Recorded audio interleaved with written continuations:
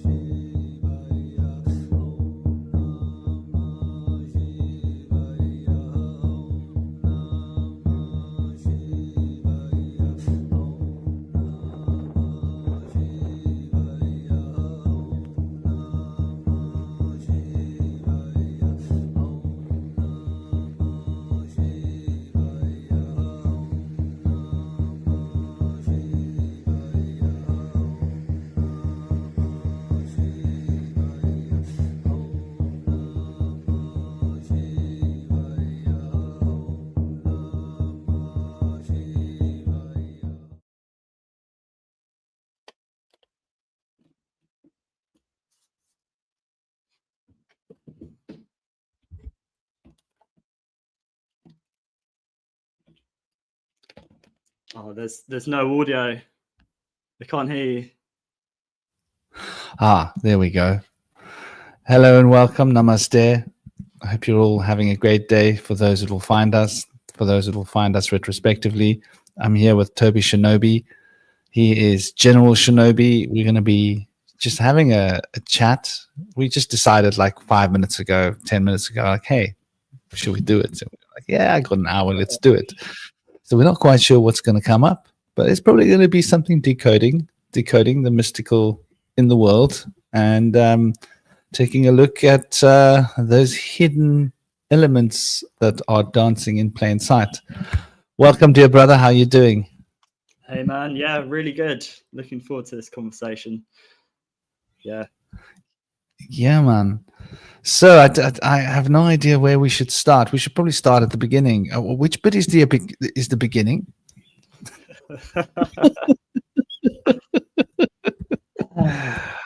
I'm just sharing this to Facebook quickly. Okay. Decoding. Well, I guess. Mystic. Yeah. One place to start. We could start at the beginning with time, and perception, and our perception of time, and then bring into the conversation energy, frequency, and vibration, like the 3, 6, and 9. Yeah. So yeah, I guess we start at the beginning of time, and I'll just bring to the table how our perception creates our reality, and how with this artificial eye, artificial intelligence, this kind of false layer of reality that's being built around us, how important it is to be centered, have an anchor point, and the word unk or unk, you have the car, the bar, the uk, is another name for I. So that would be our orientation, because it seems that there's certain powers and energies in the world that are trying to disorientate us, try and move us away from our path, because we're travelers. We travel. We're constantly traveling, right? We're dreamers. We imagine things and we bring it into this realm here. This is a realm of potentiality.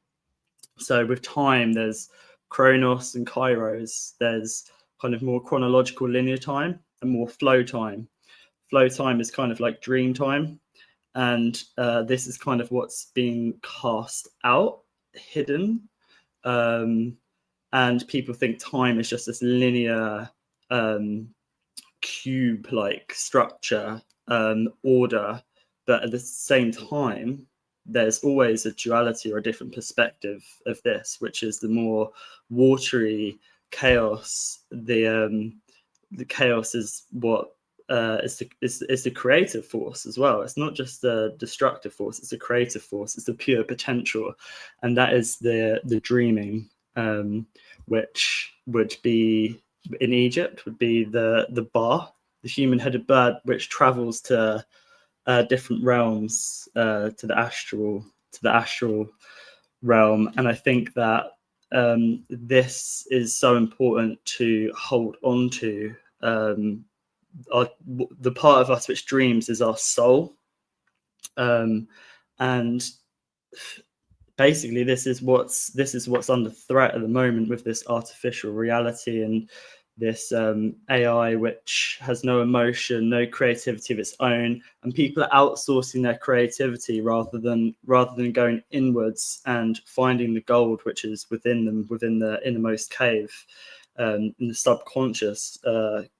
Through the rivers in our own minds, people are looking outwards for guidance, rather than going inwards and igniting that spark within. So it's a few things to bring to the table there. Your mic's not on again. Thank you, dear brother. I'm just posting this onto YouTube just so that people can see us and know that we are here, for we are here. And I think that this is like a really great, oh gosh, is there an echo in this room, or is it just me? It's just me. I think like when we look at time is probably one of the things that has been the most under attack. Yeah, if we're going to be completely fair about it, because we literally are being conditioned to think of time as some weird kind of a thing on its own. And when we consider like what time really is, if we like really sit down and like wrap our minds around it, yeah, we'll start understanding that like what's a dimension. Yeah, probably a good place to start is like how time sort of wraps itself around us. If you imagine like 3 dimensions, right? And we are often sort of try to imagine that we're living in a 3-dimensional world, but we're not living in a 3-dimensional world, right? If you imagine 2 dimensions and there's infinite stacks of 2 dimensions, or almost infinite stacks of 2 dimensions, then you get this 3rd-dimensional reality, right? What happens when you've got like lots and lots of 3rd-dimensional realities stacked on top of each other? Well, you get something that is reflecting the potential for change of 3D. The potential of change for 2D is depth, right? And substance. 2D is a conceptual thing. 3D becomes like space, right? 4D becomes time. If you've got a whole lot of 3D near to infinite things here, and you put them all on top of each other, they're overwhelming. You can't experience this. You can't experience this all at once. So your consciousness then takes little chunks of it one at a time. And so we call those moments, right? The moments, because we're only able to process so much of reality at one point in time. And so we sort of go from segment to segment, moment to moment, experiencing one part of that 3D clip. If you want to think of it as like little blocks on a film, they move from one to another to one to another. And the choice that we have is to shape which block comes next. And that's the free will. That's the choice that we have, because like there's this multiverse of potential around us. And so we've been taught to think of time as this very abstract thing, when actually time and space are really literally connected. Namaste, Hollowbone Hawk. Yeah, we just jumped on out of the blue. So I think like this concept of what time is, we then assume that because we're experiencing this linear thread of time, that's what time is. But that's just the way that we're experiencing it, because there's too much of it there to experience at once. So how is it that people can see the future? This is something that people don't, they come up with elaborate explanations, when actually, if all the time the future and the past exists right here, right now as potential, and that we are threading a needle through different segments, then in theory you would be able to access a time frame that hasn't happened yet now. And so premonitions and prophecy becomes a real possibility, and the same for past lives. But with that other model, the way they want to have us conceptualize time as some abstract thing, it doesn't make sense. It makes it so easy for them to sell us this materializing, manifesting theory that this matter is just all there is. I don't know what you think, brother.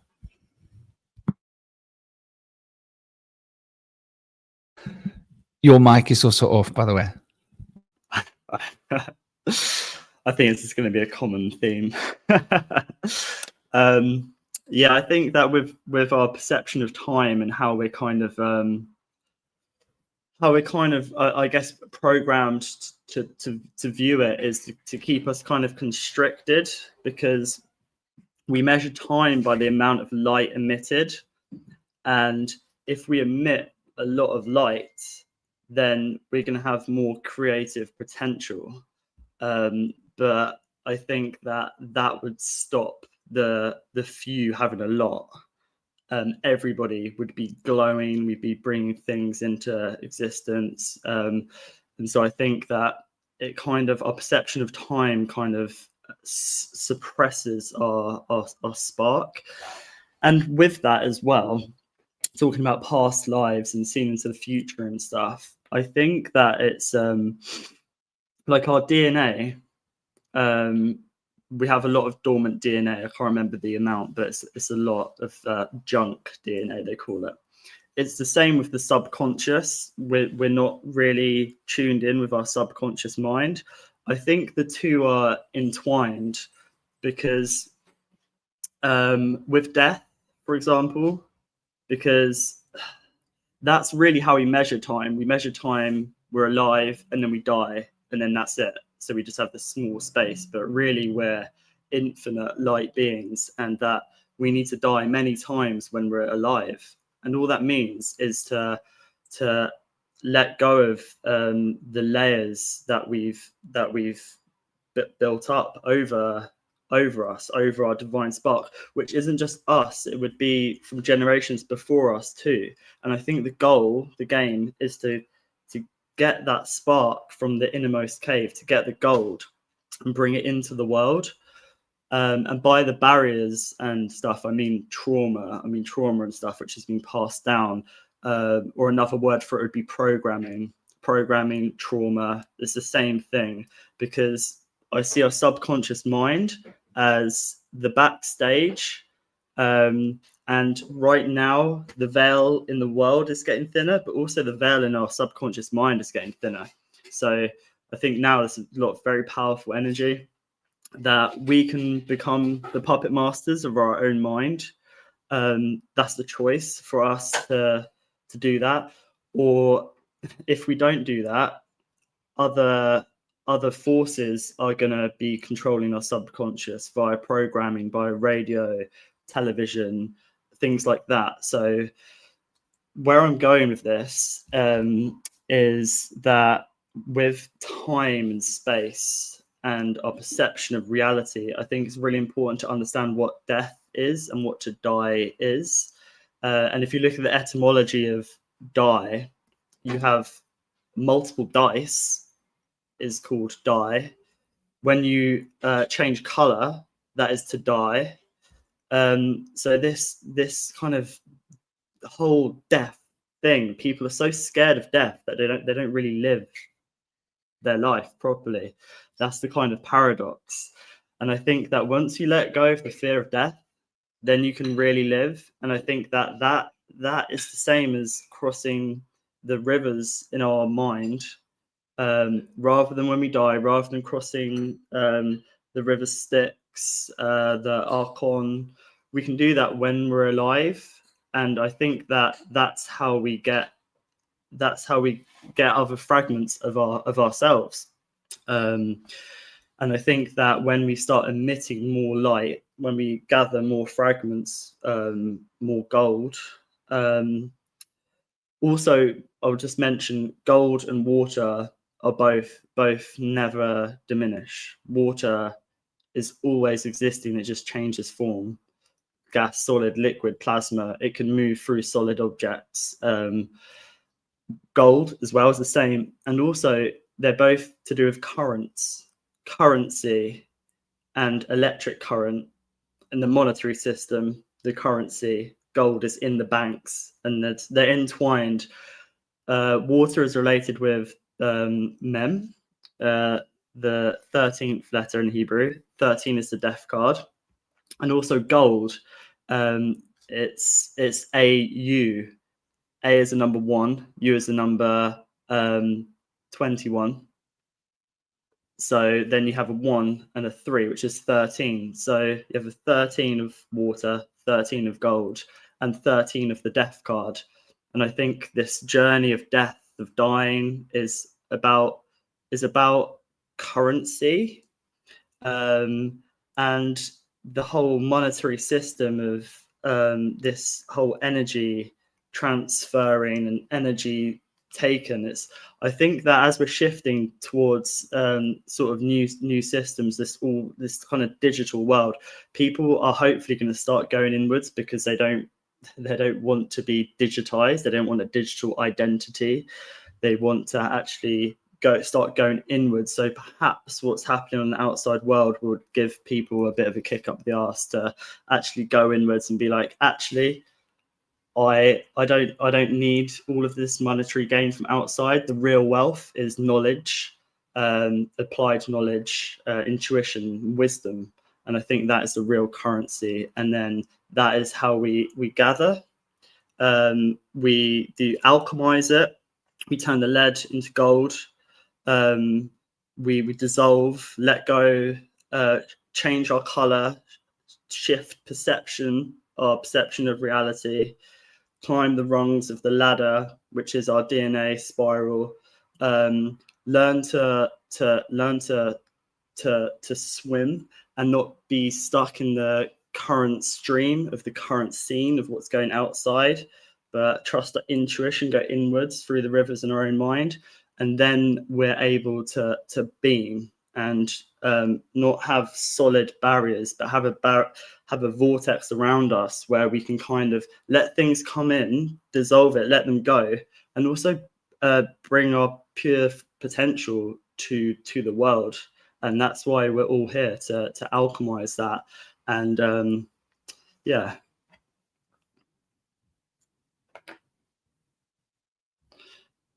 Went off on a bit of a tangent there, but no, absolutely, it's all good, man. It's perfect.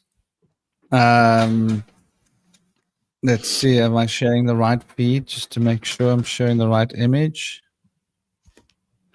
No, I'm not sharing the right image. Share this in tab instead. There we go. Now I'm sharing the right image. So you know, I think like what you're saying is rather poignant. And namaste, how you doing? The Star, lovely to have you here. Namaste, Omaros, Dead Machine. Hope you're good. Hope you're well and thriving. The lads are at it. Yeah, we are. Big love from New Zealand, man. How you doing? Are you good? I hope you guys are all having a good day. It's really hot here. It's sunny in the UK. There's sun everywhere. I hope it's sunny where you are. The sun brings so much love. Speaking of the sun, and speaking of what you were talking about, you know, you were talking about life and, you know, not being alive, leaving this world, coming to this world. You can think of the moon as being the regulatory force of like what regulates life and death, right? And the cycles and the seasons of what, you know, what we can expect in terms of like the crops will grow, they will pass away, we'll reap them. And the sun then represents all of that life, right? And you mentioned the sun. And I think it's so true that we are living in fear of life. And so on some level, we fundamentally fear the sun. And you mentioned the sun, so I thought, well, let's pull up this periodic tale of the sun. I think it's really important to be able to get a grip of it.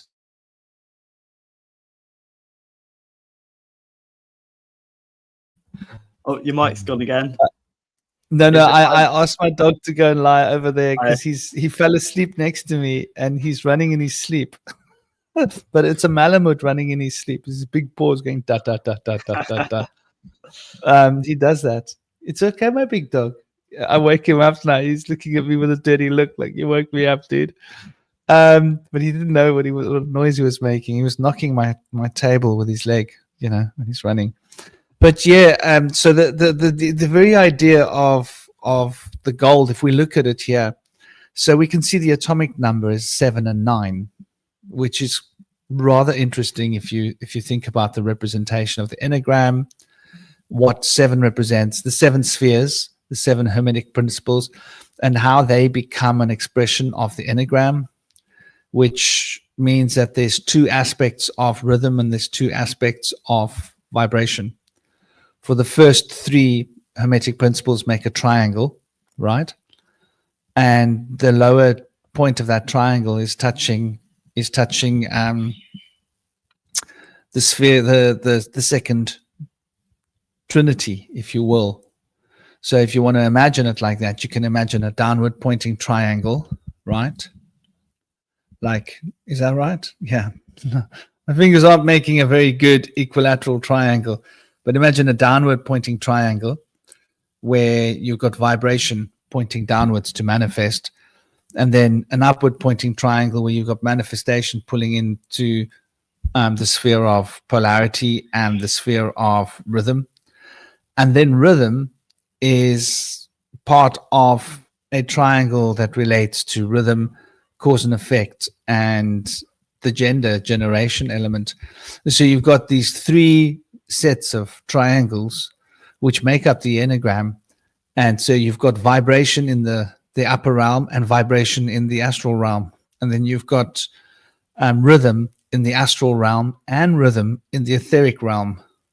So rhythm becomes like rather fundamental, which is why in shamanism we focus on the principle of rhythm, and we use rhythm because it can lift you into the astral and the etheric. And once you're into the astral, you can even touch vibration with rhythm because rhythm manages vibration.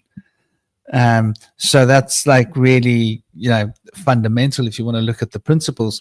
And so when we look at this elemental chart, we see we got the 7 and the 9. It makes up obviously 16, brings us back to the number 7. So we are essentially looking at the 7 fundamental, the 7 framework of the universe. And we look at the atomic weight, and we see it's 196, which is once again, that's 19 and 6, which is 25, which is once again 7. And then we see after the point, the fraction, we've got 96657, which is obviously 12 plus 12, which is 24, plus 9, which is 33. So we've got this interesting little series of numbers playing out here, right? We've got the 7 and the 9, we've got the 2 and the 5, and we've got the 33, which makes up the 6. And it also is, you'll notice it's a cubic form. We were talking about the cube, right? So the gold is cubic in the way that its structure is. So there's something quite powerful when we look at this element of gold and how gold has defined our world and how gold defines life, right? Because the sun, I imagine, and here's me going out on a limb, I imagine that gold is coming out of the sun. How's that for an interesting concept? And the sun is streaming out like gold, but it's not physical substance. It becomes physical substance and congeals, maybe like some kind of a crystallizing residue. How's that for an interesting concept? Which is a part of the process of life. And that gold is a product or a byproduct of life through the process of the sun's energy. Because why would we be relating to the sun, to gold? The ancients knew things that we don't know. They had insights to physics and chemistry and knowledge. They built structures on this planet that we still do not know, still do not understand. We're still trying to talk nonsense about rolling little wood rolling contests to move around like 70-ton chunks of rock, which is like, it's an inane, ridiculous concept, especially when you really think about how big some of these rocks are. And some of the rocks are like 1,000 tons, there's a massive phallic thing that's just, it's ridiculous how big this phallus is in Ethiopia, and it's a single piece of rock that was moved. It was moved. You can see where it was quarried. There's no way we could have done that with rollers. So we've got to sort of like contemplate what this reality is and why we are so fixated on the cube. Saturn's cube seems to be all defining. And while we're talking about that, I suppose Saturn's cube is probably a good place to also look at the sigil of Saturn and number square of Saturn always tends to be, for me, such an enlightening thing to consider.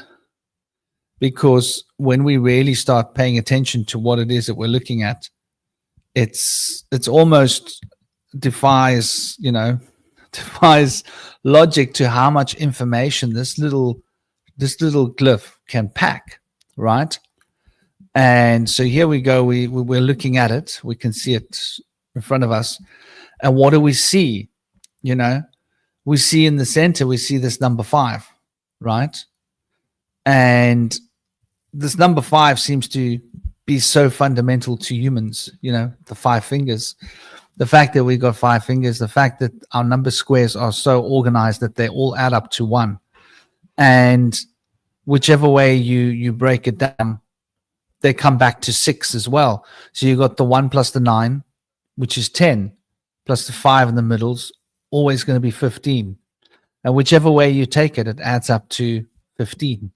Whether you go from right to left or diagonally or top to bottom, and you add up the numbers in a line, you're always going to end up with the same concept, which is really interesting. And it shows the polarities between numbers, 2 and 8, 6 and 4. 5 is that engine of movement. 6 is the harmony of adapting to the change to bring harmony. 4 is the structure that doesn't adapt, right? 2 is that fundamental sensitivity on the enneagram of empathy and tuning in to unconscious forces. 8, Saturn, is that practical, putting out that practical energy into the physical world to master my physical world, using my spiritual knowledge to overcome it. 3 is the expansiveness of Jupiter, expanding out the joviality. 7 is that going inwards deep into oneself, to gain some sense of inner perspective. And 9 represents like the completion and the action. 1 is the conception. 1 represents the first idea, the beginning. So you can see how there's this set of polarities dancing around the number 5, but it all comes back to 6. And so when we look at this this elemental table here, we can see why 6 after the point is so an important number, and it relates to the cubic structure, right? The 6 faces of the cube. And so we can see here that the number 7 is being outlined, the number 9 and the number 6. And 6 is always in the middle. I suppose this takes us to the concept of 369, doesn't it? What are your thoughts? Yeah. Well, at first, when you brought up that graph, that the image there, the 7 and the 9, like you said, is 16, which makes a 7. No, can you pull up the gold one a second? Yeah, man. I thought you meant the other one. No, Here no, we no. go. The gold. So, yeah, 7 and 9 equals 16, which together makes a 7. And I looked up what the 7th letter of the alphabet was, and it's the letter P. And sometimes people call money P money. So I just find that interesting that there's a link there to the numerology and why people say P.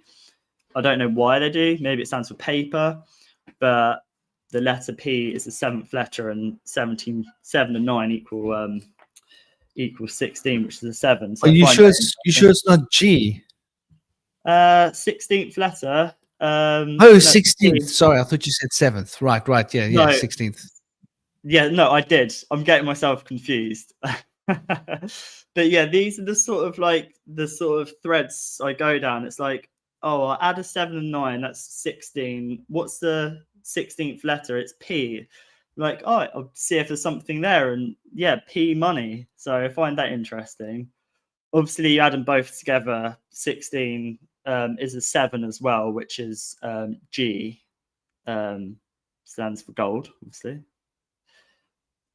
So yeah, I've drawn a little graph here, which I'd like to show, because I think it'd be quite simple. It's probably easier if I show this, because it's quite difficult to explain without drawing it really. So, oh, there we go. So this is the pyramid here. On this side you have you have gold at the top, you have oil here, and you have drugs on this side. On the dollar bill, that is the god in which they trust: gold, oil, and drugs. So gold is at the top.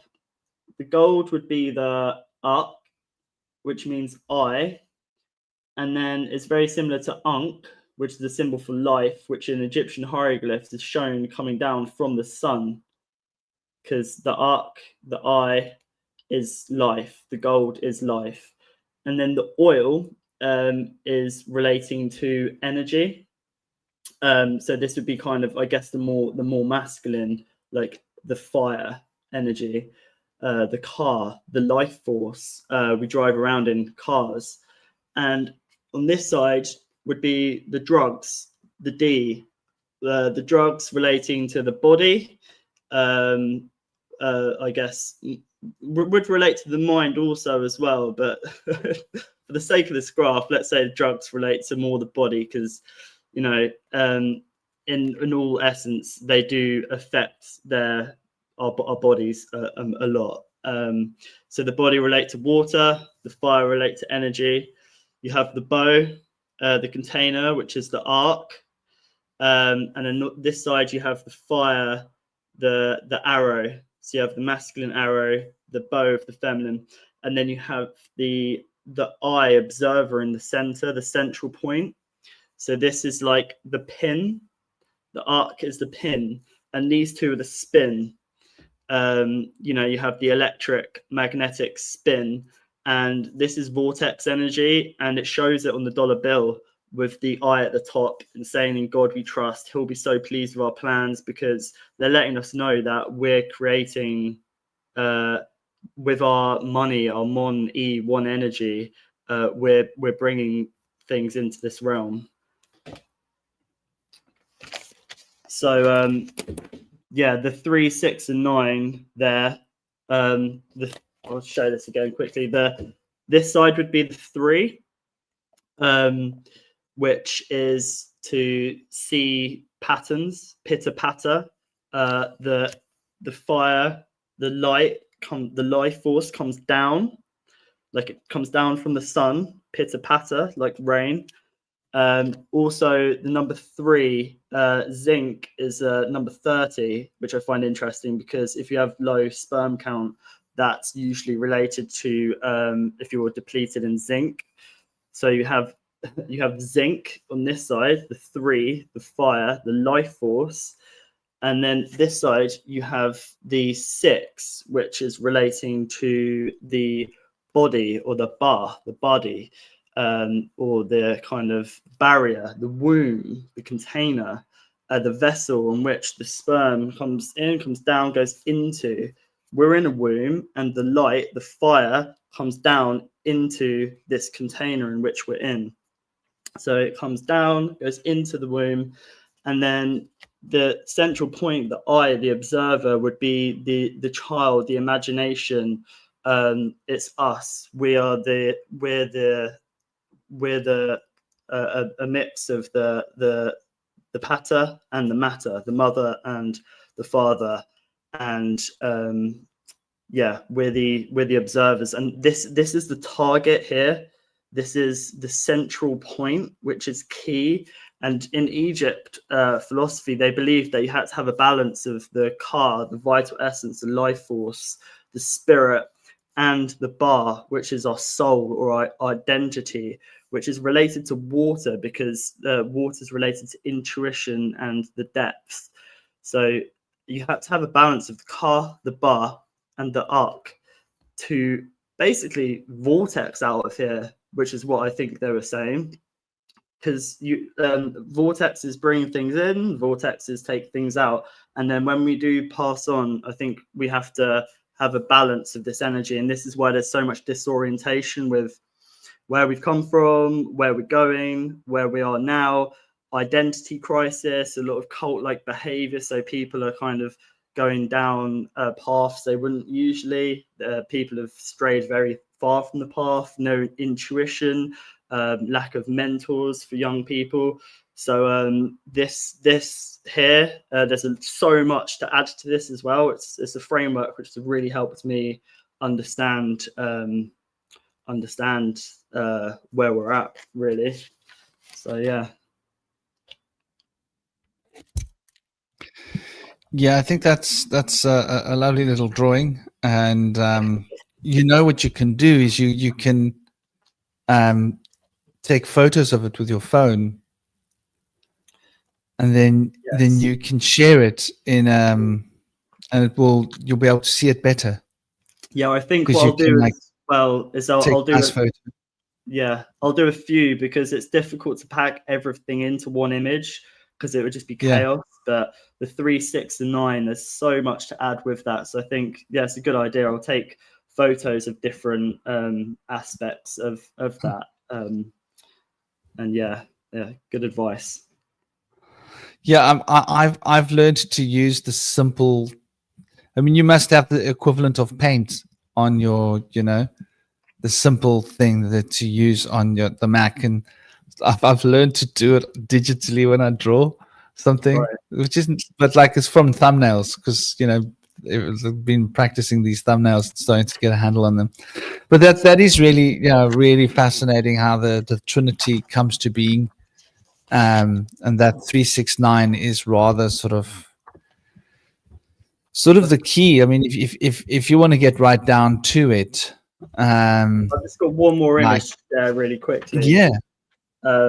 This, because I was pondering on why trees are called trees, and I was thinking tree, Trinity, there has to be some 3 to do with a tree. And I thought, okay, you have the seed, which is buried in the dark, but then the seed, which is our pineal, the egg, to grow it needs fire, it needs light, and it needs water.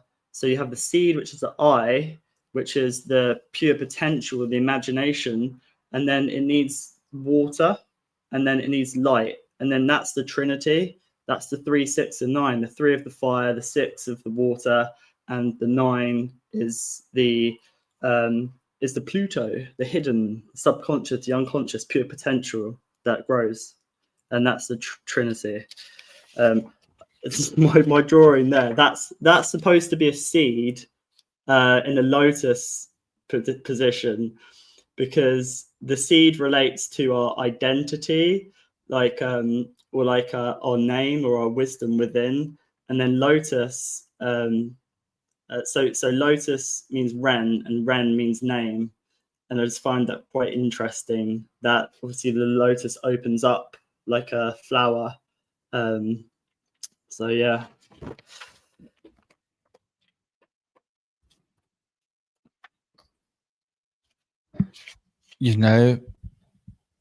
When I think about it, I think about the idea of lotus. It makes me think about the Hindi word loti. And the loti is one of the sacred things that, if you practice Shiva Bhakti in Vedic India, you will have your sat, which is what the sadhu use, right? Your divine tools. And you would have your loti. You must have your loti. And you must have your daspani. And you must have your mala. And your mala is your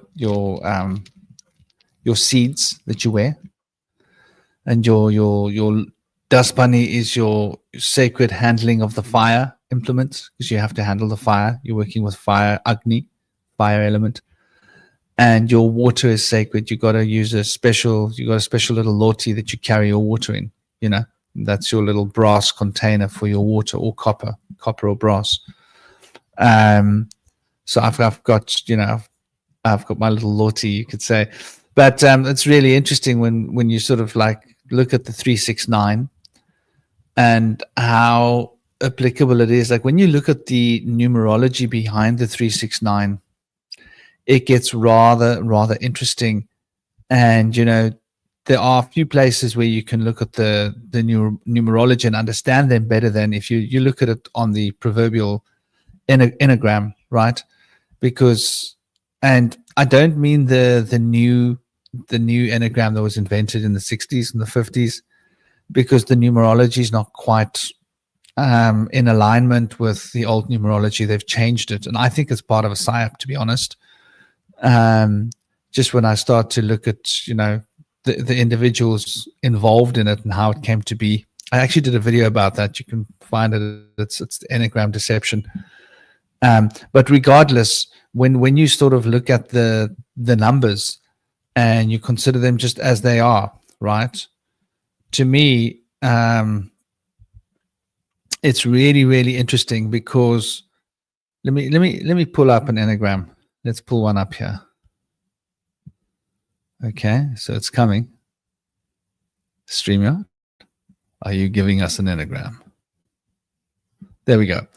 So, like if you look at the number 3, right? So 3 is numerologically related to Jupiter, right? So we're talking about Zeus, right? We're talking about Zeus specifically. And Zeus represents the triangle and represents the Trinity and represents the expansiveness of consciousness, that expanding principle of consciousness. And that expanding principle of consciousness is related to the number 9, which is Mars. And Mars is about humanitarianism, about dedication, discipline to action.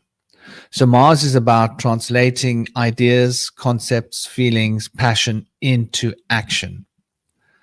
And 3 is about the idea that expands. Now 6 is Venus. Venus is a gateway to the mysteries. So this is about that inner conceptualization of that idea that is expanded so that it can be producing a harmony between the unmanifest number 3 as a concept and the manifestation of 9, which is fulfilling the end of a cycle to move back to the origin so that we can start the cycle again with 1, 2, 3, 4, 5, 6, 7, 8, 9, or 10, 20, 30, 40, 50, 60, 70, 80, 90. And 6 becomes the pivot around where everything sort of revolves. And so we're talking about, you know, harmony. This is why Libra represents the scales, because the scales of Libra keep it intact. And so 6 is about the process, right? The process of balancing these two impulses. There's an impulse, which is a mental impulse of an idea, which is going to become a concept. And then there's the impulse to act, to make a choice, cause and effect, and produce a cause to manifest a cause that produces an effect directly. And 6 then becomes that process. So you can see like the process of 6 and the masculine element is Libra. It's the scales. But Libra, number 6, Venus also rules Taurus, which is a tauric field. So the tauric field, the feminine aspect of Venus, is that tauric field, the process whereby thought is becoming matter. Number 9 represents the matter. Number 3 represents the thought. So you can see thought becoming matter and 6. So hence a hexagram is sort of used most in magical knowledge and rites, because to create a hex is to become attuned to the process, the relationship between the mental and the physical. And so that 369 represents that relationship between an idea going through a process to become matter, idea going through a process to become matter, and it turns this wheel. So, and that's rather interesting when you consider it, because then you've got obviously 3 plus 6 plus 9, which becomes 18. And so when you add them all together, what do you end up with? You end up with the next line of beginning, which is 1, and you realize that 8. And 8 is that sort of is about perfecting this manifestational round. And so when we're bringing 18 then represents the next round of 9, but we're bringing Saturn into it. And then the next cycle, right? We've got 27, right? The 2 and the 7 representing the empath and the energy of taking into ourselves. And the 7 is that going in towards understanding what's been going on. So the empathy is about sublimating, going into the subconscious, getting information. The mystic is about understanding that information, contemplating it and making sense out of it. And the next cycle through that, we then have 36. And 36 is about that embodying that mental idea, wisdom, and putting it into a state of harmony, harmonizing that concept, right? And then we go to the next octave, which becomes 45, which is also all acting on 9.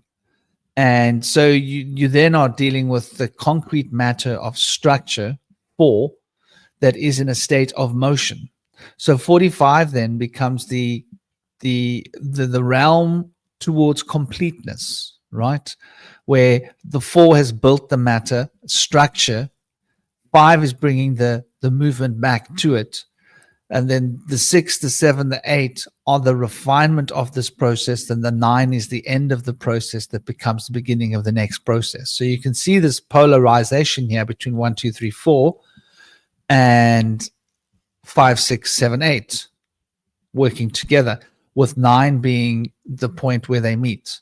On one hand. On another hand, 5 sits in the middle.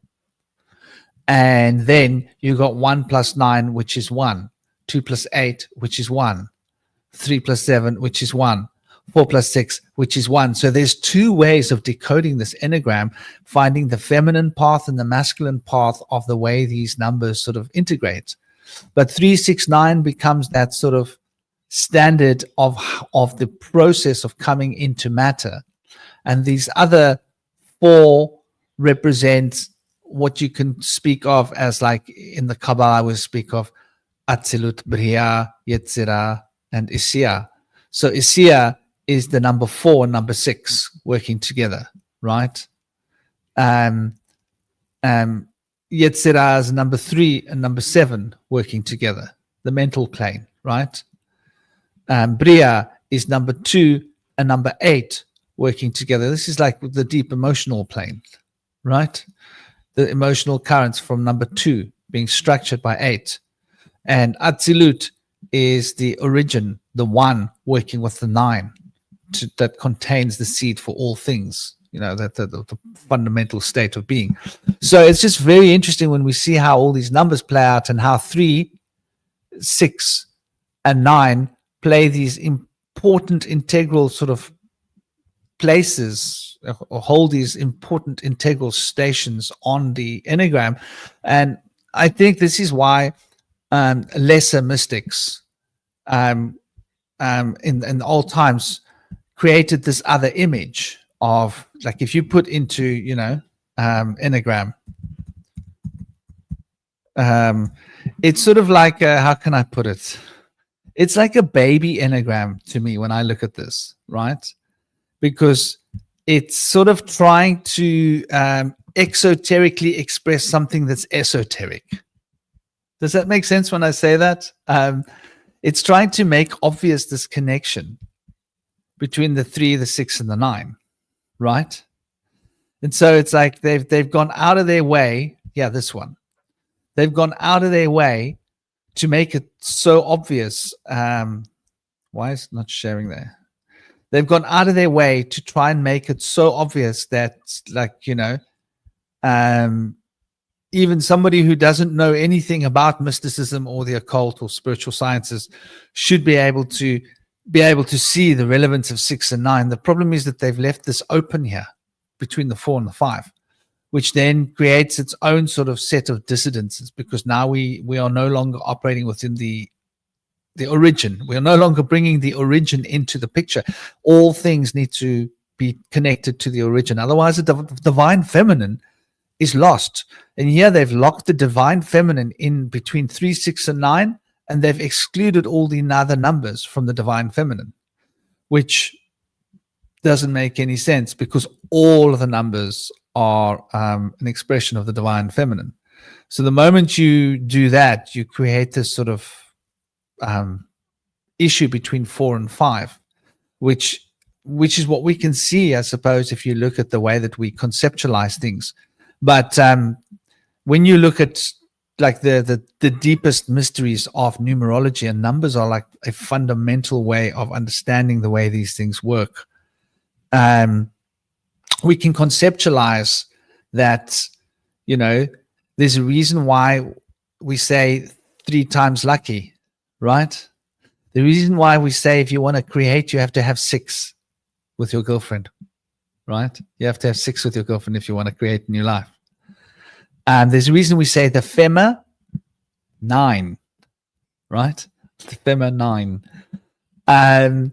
Because all nine numerations are an expression of the feminine. Even though they are masculine actions, they are all expressions of the feminine. So that origin's got to be sort of...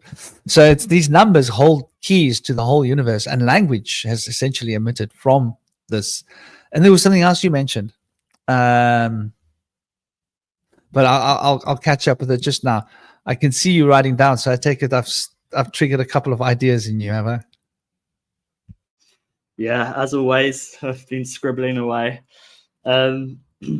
Yeah, just I've been writing a few notes, which I'll get to in a minute. But with 3, 6, and 9, especially with 9 and like etymology, 9 in German means no, and then it's just really interesting that the 9 it signals to me like gnosis, like the eye at the top of the pyramid.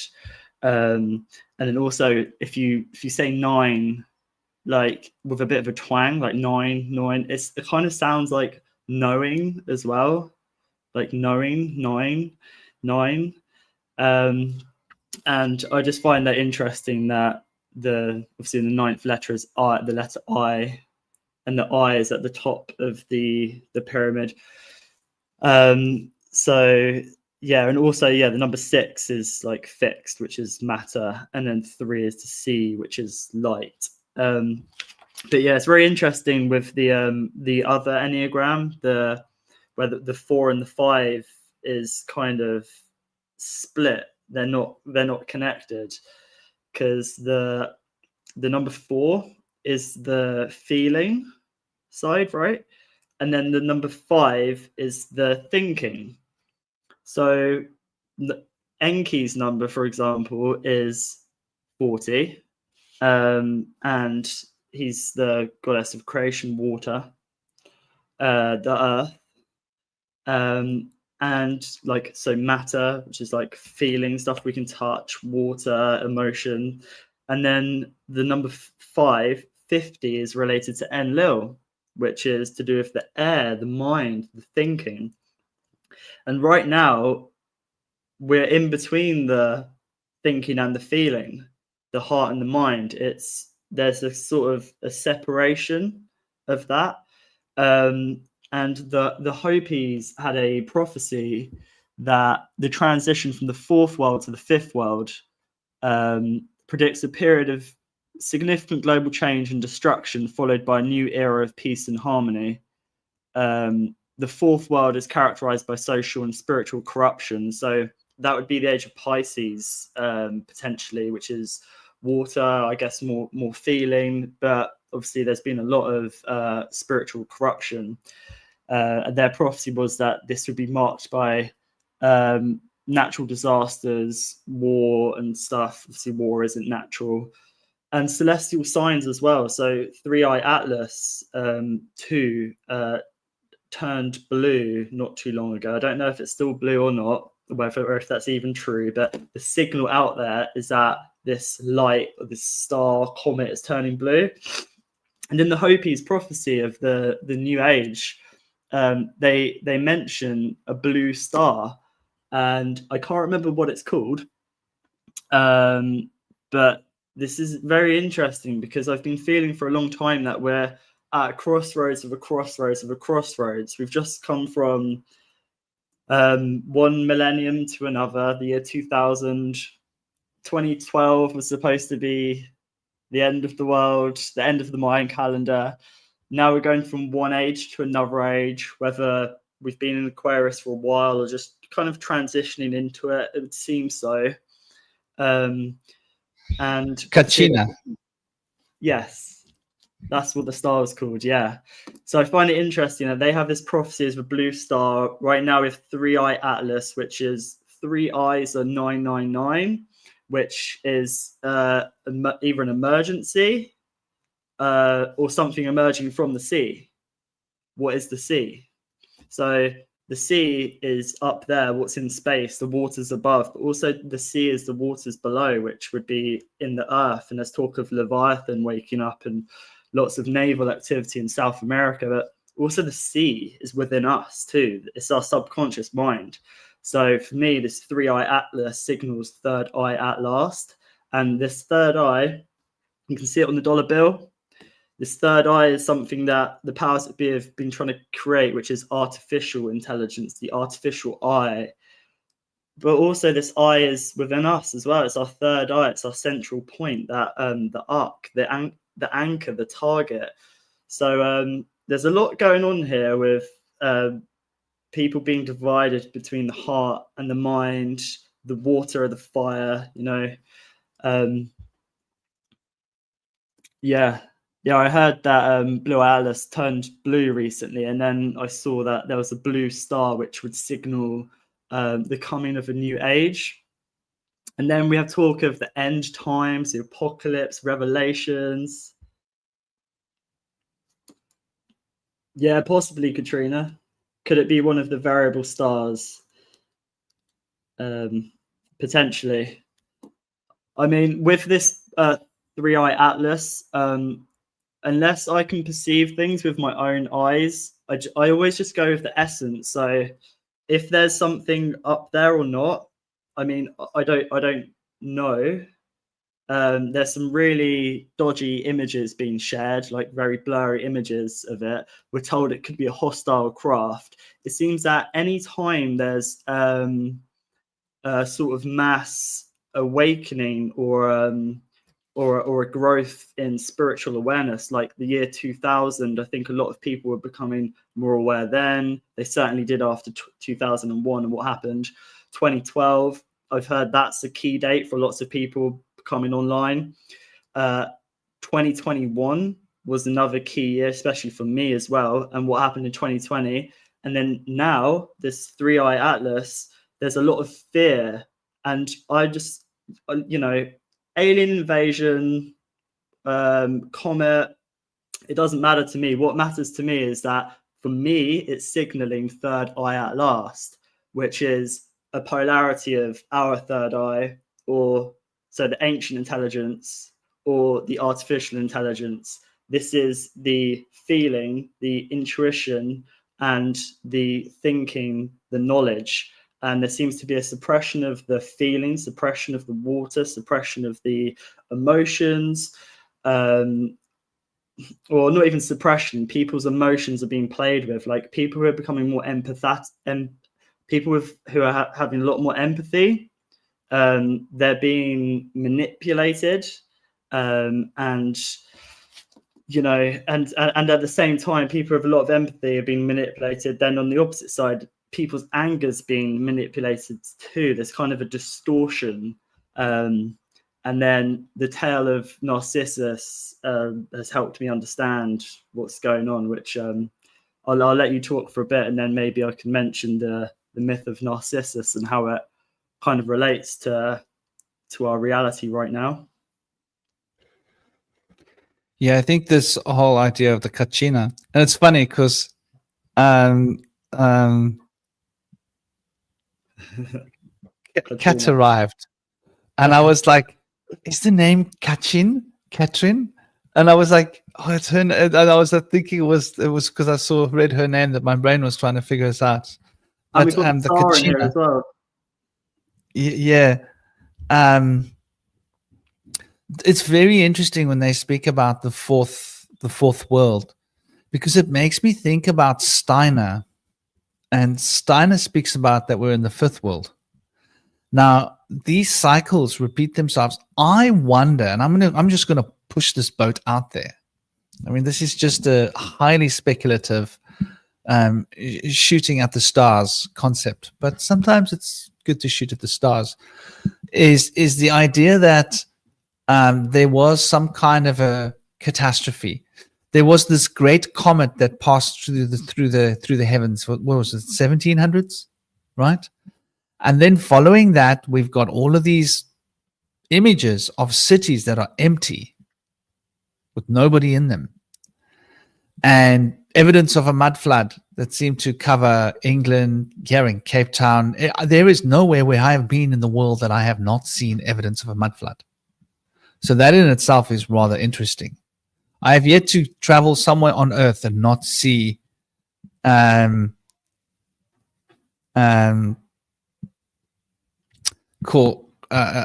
evidence of that. So yeah, totally. So it's, to me, I'm wondering whether this star signaled, this blue star of the Hopi story signaled this prophecy, right? And could that be why the colonials were so hell-bent on removing them, their culture? Did their culture represent some kind of a threat to us? Were there more of these stories, right, that were too dangerous for us to appreciate because of the way that time works in cycles, right? Because it makes me think, like, the fourth age, the fifth age, could this be the fifth cycle of man that has started because of a natural catastrophe that, like, caused severe, smashed off, and man has been because the story of the orphan trains, right? We've got a lot of, like, evidence of people being much bigger in the past. So were they, like, deliberately trying to engineer humans? Why did they have to remove all the bells?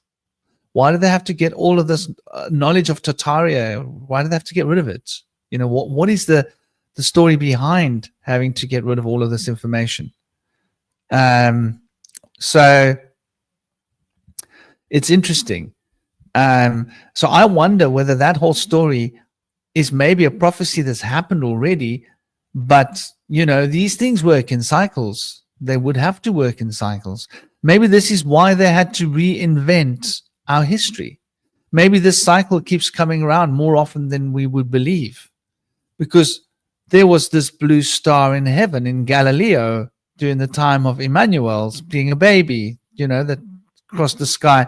So maybe this, and the word catastrophe, right? Catastrophe.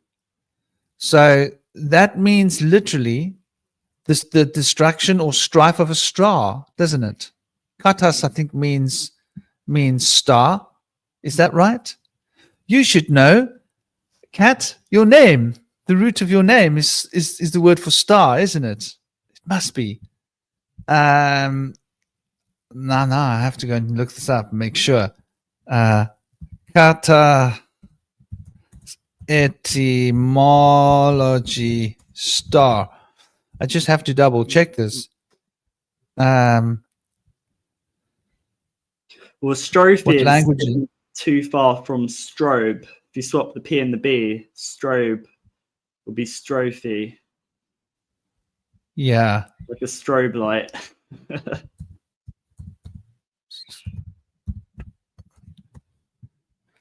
But I remember disaster.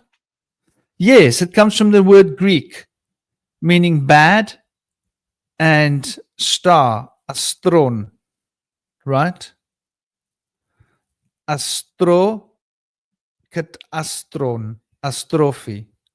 Ah, so that's interesting. So, um, so it's like there's this catastrophe word that we have, which is the destruction of a star or bad star, like from the ancient Greek. Actually, it means bad star. So when they put those two together, so or threatening star or scary star.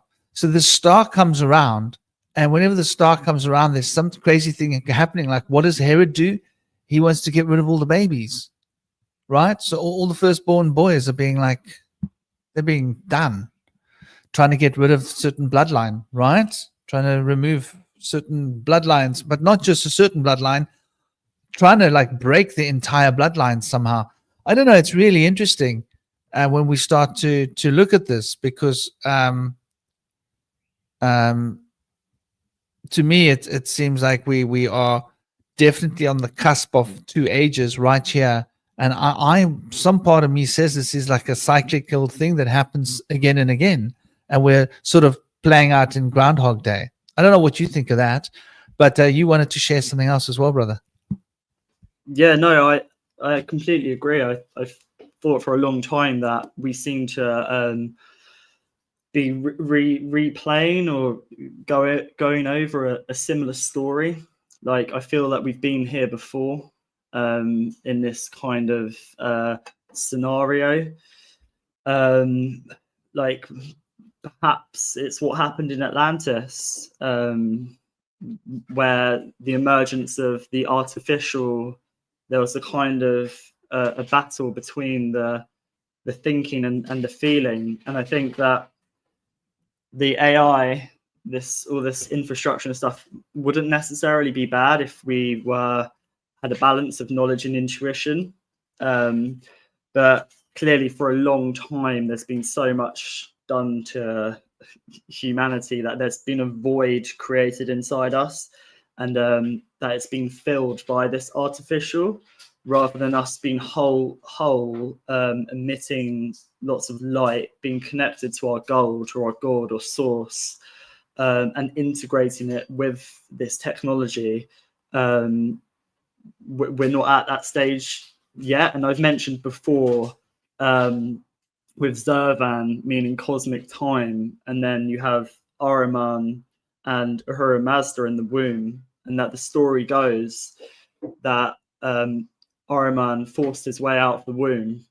Well, I can see that happening now, that there's something that's trying to force its way into either, I can't work out if it's into matter or out of matter, because it seems that the powers that be want to try and force their way out of this realm.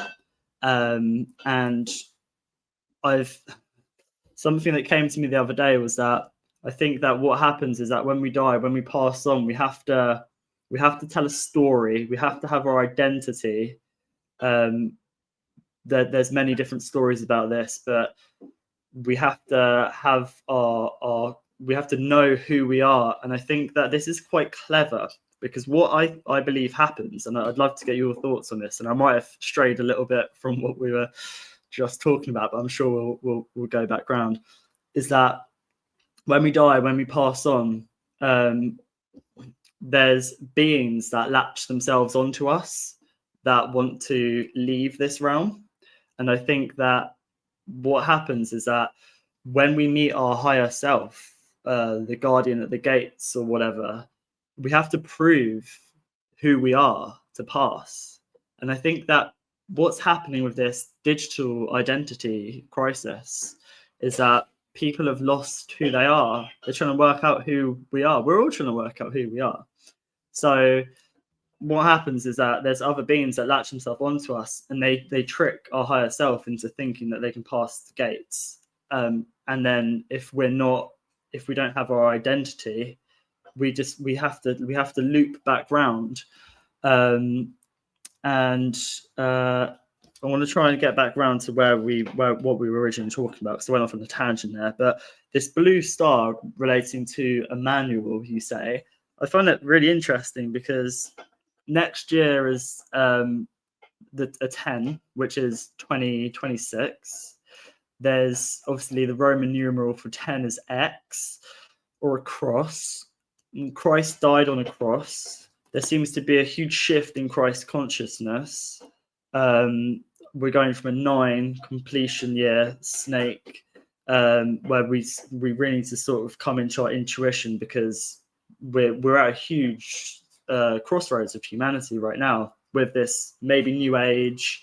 There seems to be a lot going on in all of the different realms. We seem to be at like a sort of like middle way, where there's things that want to come into this realm and things that want to go out. It seems to be a lot going on in the different realms. So also this is relating to the end times, or the end of time, and our perception of time. It's not that it's going to be the end of the world or a cataclysm. It's just our perception of time is going to be changed. And I think that this happens quite often. I'm not sure when the last time would be, but it's like, what a time to be alive. I mean, there's so much going on in the world. There's so much evil and stuff, but at the same time, there's so much magic as well. But the thing is, with the magic, it's more hidden. We're completely being like blasted all the time with all of everything that's bad, and it's it's quite difficult to navigate sometimes. But all of these signs of us going from a number 9 to a 10 year, which is obviously solar, and to do with the cross and a shift in consciousness, this 3-eye atlas turning blue, this Hopi prophecy, there seems to be a big transition, and that ties into transhumanism as well, because transhumanism is transhumanism. They want us to be in a trance, because we're in a dream. And there's this phrase I heard, which is, life is but a dream from which we all must wake before we dream again, which I love. And I think that there's a saying as well, or the nursery rhyme, row your boat gently down the stream. We're all on a stream, and it's up to, we can get caught up in the current stream, or we can kind of like tap into different streams of consciousness. I think that there's a lot of watery energy at the moment, and a lot of powerful things we can tap into. And I think that all these little signals, like I mentioned, with 3-eye atlas, the numerology, all the different things that are going on is very, very interesting.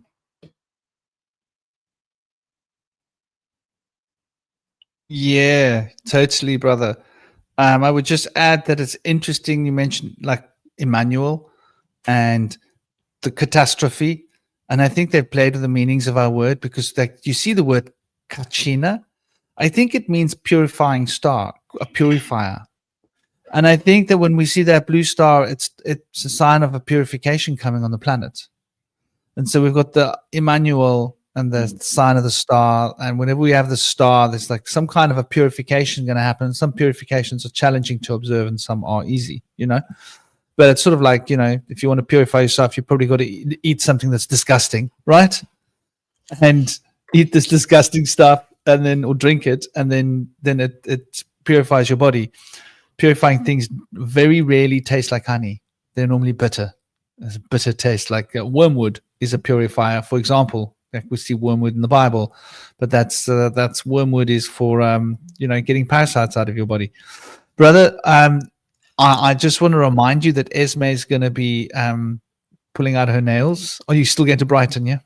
I don't think so. She's here. I don't think we're going anymore. So we've got. I'm not too well. Yeah, she's feeling a bit poorly, so I just asked her.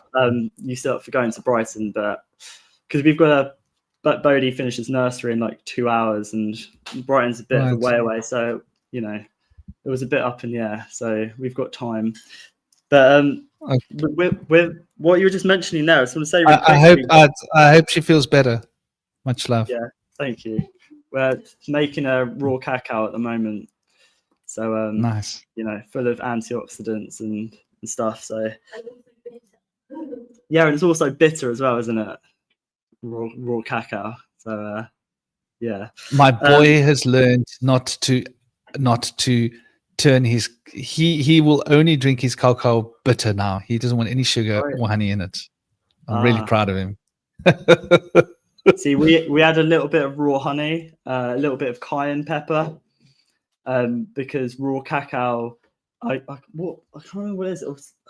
It's an adaptogen. So if you add herbs to it, it kind of amplifies what the herbs do. So sometimes a little bit of Celtic sea salt as well. What you were just talking about with I was just thinking of this talk of Leviathan waking up in the ocean as well, and also with all these kind of like sort of, there seems to be a lot of solar flares recently, a lot of solar activity this year. We're at, I think it's the 11th year of the solar cycle, which is the most powerful, because I think they come in 11-year cycles. And what's interesting is that with these solar flares, people get unwell or release things. They get colds or flus. And what can help with this is iodine is really good for helping with radiation, iodine. But also at the same time, perhaps we need to release stuff. We need to have a bit of cold and stuff like that. We all have to release that kind of stuff. But what's interesting with this is that when people get unwell, it's kind of upgrades, I think, all this solar energy, this solar activity. That's why they want to block out the sun. They want to stop this. In 2020, there were loads of coronal mass ejections. At the same time, when there was lots of mass injection, there was loads of, because I heard it on the radio, coronal mass ejections. That's hilarious. Injections. So at the same time as we're being invited to like release all this stuff, get on well, like it's fine. Do you know what I mean? Have a cold, fever, flu, whatever. It's just your body releasing. They're injecting people with stuff which would suppress our consciousness, suppress our flow. And then that was in 2020. And it's happening now as well again. They're going to try and ramp up that stuff, especially with flu vaccines. I can't speak on 2012 because I can't remember that far, or the 2001. But when we have these this invitation from the cosmos to upgrade, it seems that they want to try and shut that down by pushing injections and stuff. Well, if you go backwards, the sun works on an 11-year cycle, right?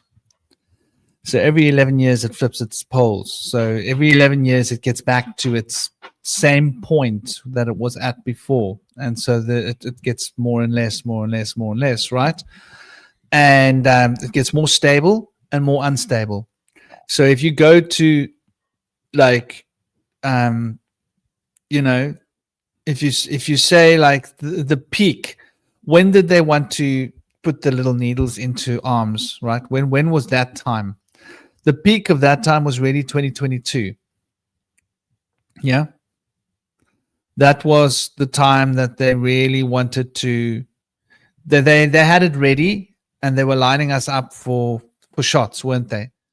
Because through 2020 and 2021, they were developing and they were getting it right. By 2022, end of 2021. Is my timeline right? People were getting like the shots on, but in 2022 it was being forced upon people, right? Now everybody had to get it. So in like the 2021, it wasn't available for everybody, and they were like apologizing. Sorry, we don't have enough. Like we only a few people can get it. 2022, it was like, okay, now it's a shoe on the other foot. You will get it or else, and you will get this booster, and you will get that, and you won't be able to work. You won't be able to do anything, right? If you haven't had this. So that if you go back 11 years, right, and then you're sitting on 2011, right? What happened in 2011? Let's go back to September. So, right, 2011, and let's go back to 2000. What was going on in 2000? There was this Y2K scare, wasn't there? The I can't hear you, brother. The millennium, I can't say the word, the millennium bug. There was a big bug scare, you know. Yeah. So they seem to have a program for us at that point every time. They got to keep us occupied because there's some reason to panic. Like, oh my gosh, all the clocks are going to zero, all the computers, the world's going to stop. The next thing it was like, oh, we've got to change everything. Terrorism, we've got to quickly upgrade. We need more wars in Iraq and Afghanistan. We need lots of war happening. And then the next thing was like, okay, now the war is against you. So there seems to be a cycle running here. And then we can go back to 1989. What was happening in the late 80s? You know, in South Africa, it was like heavy apartheid coming to an end, right? So I wonder what was happening in other countries, but there was like big things happening here, like lots of fear, right? The fear was being generated in South Africa was that the people with dark skins were going to go out and unalive all the people with light skins. This was the propaganda that was being fed, you know, through the machine. And people were afraid and they were jumping on airplanes to get out of South Africa because, oh, my skin is too light. I'm going to, like, my family's not safe. And so there seems to be a program, heavy program running. And if we go back from that, like 89 time, and we go back to 78, I wonder what was happening in 1978 globally. I don't know. Probably a lot of interesting information we'll get if we look at those time frames and go back segment by segment, because it seems to be tuned into the sun. And it brings us back to the beginning of this conversation, you know, the gold, the element of gold. And yeah, I don't know. What are your thoughts? Well, I just want to mention that the current solar cycle started in 2019 and ends in 2030, which is significant because what happened at the end of 2019,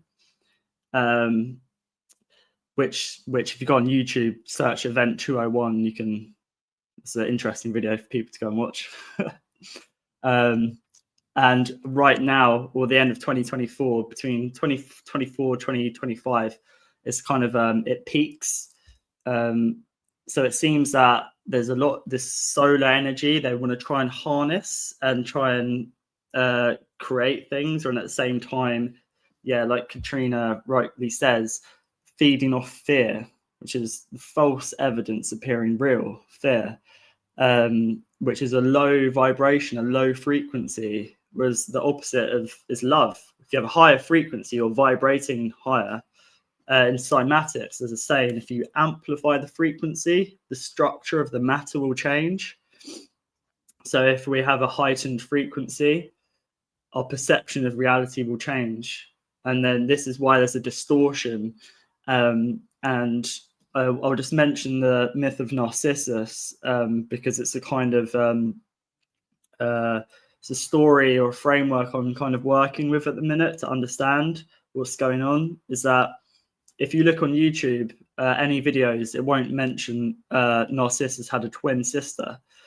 But the real story of Narcissus goes that he had a twin sister who was killed. and he was looking in the pool of water. So, and then he saw his own reflection, and he was obsessed with his own reflection because he thought it was his twin sister. And on the sidelines, you have Echo with AI distorting the pool of water. So I'll break that down.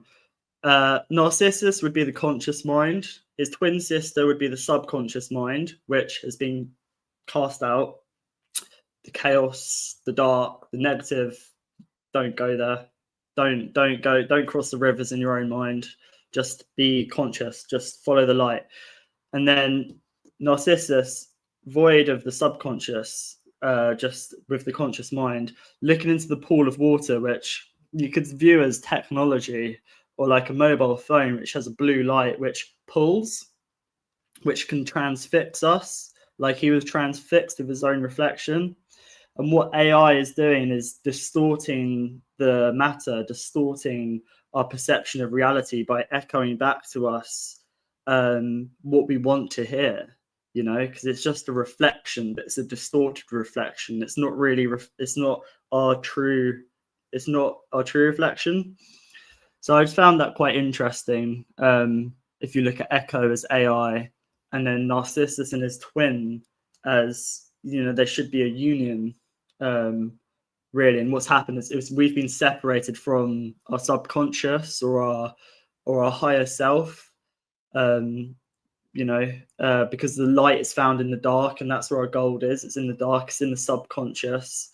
It's hidden, and we've kind of been detached from that. So yeah, I think mythology and myths, the word myth we've been told is, oh, that's not real, it's just a myth. But really it's the story of us. It's our archetypal energy. And I think to understand the current timeline that we're in, myths really help with that, because they connect the past, the present, and the future. Really, you know, the mystery, the mythologies, our theology, our understanding of our connection to source. Yeah, I think that, yeah, this brings us back to the beginning, the 369, when we were talking about tree, the number 3. And the number 3 represents the tree. That's why the word tree and 3 are the same. And then we've got mystery, like the female tree. And then we've got history, right? The masculine tree. History is about like documenting the past so we can control the future. Mystery is about understanding the past so we can transform in the future. It's more about transform who we are, where history is about transforming the world in the future, you know, in our own image, so to speak. So it's quite interesting, this tree, and the tree represents polarity brought into union, the triangle, right? You got your two forces, and they common ground. They can find common ground in the third point if they vector towards that point. Because what happens then is, if the angle is right, they merge and they become a single force, right? So when 2 becomes 1, we have a triangle, and 2 becomes 1, and they meet at that point, and that, I think that point represents merging, where they are now, a new vector has been reached or created. And when we look at myth, which is really quite interesting, like, I don't like that word myth, just because of the connotations that we've loaded it with. Much of our so-called mythology, I think, is like very much history, but it's a way for historians to say, oh, that's not real, it's just a myth. You know, I don't like that, because, like, who's to say myth's not real? And when we look at the mythos, you know, like, it's all about the heavens, it's all about the stars, right? So everything comes back down to the stars. And in our most ancient myths, I think we were talking about this in my group today and yesterday, weren't we, Kat? And Kat was sharing some lovely information about Aboriginal mythology and their they're equating to the stars, and I think this is like really quite poignant.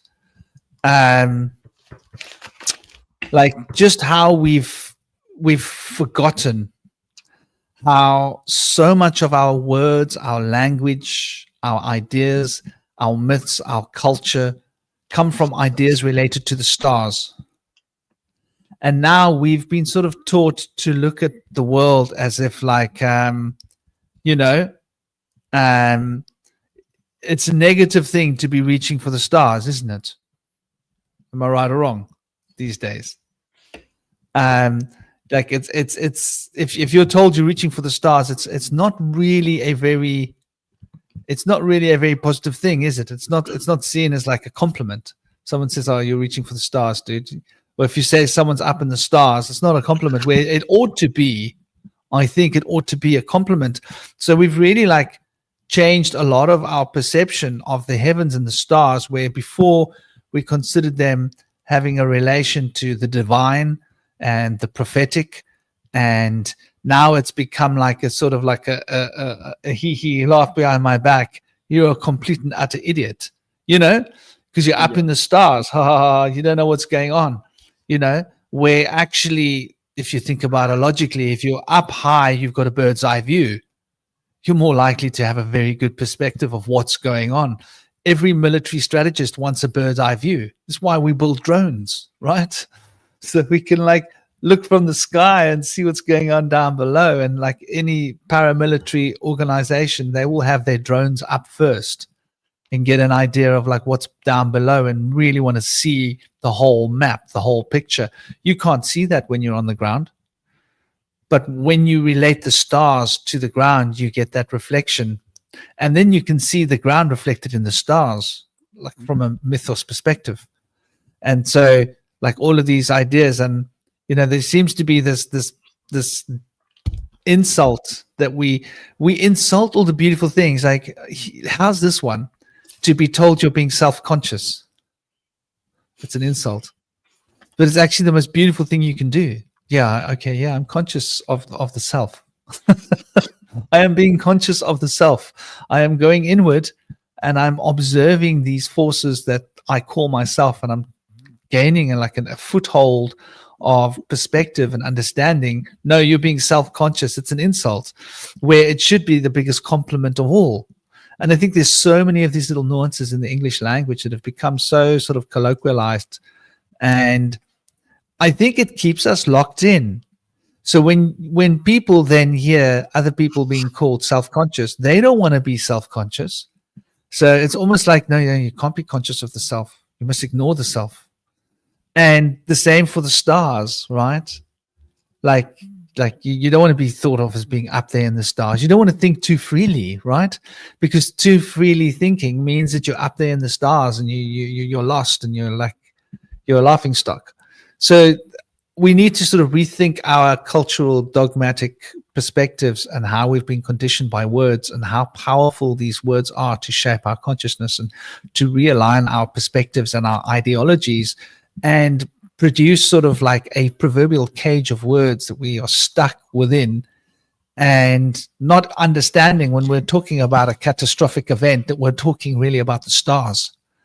And then in the same breath, someone will use the word catastrophic, not knowing where it comes from, and in the next breath say that astrology is not real, right?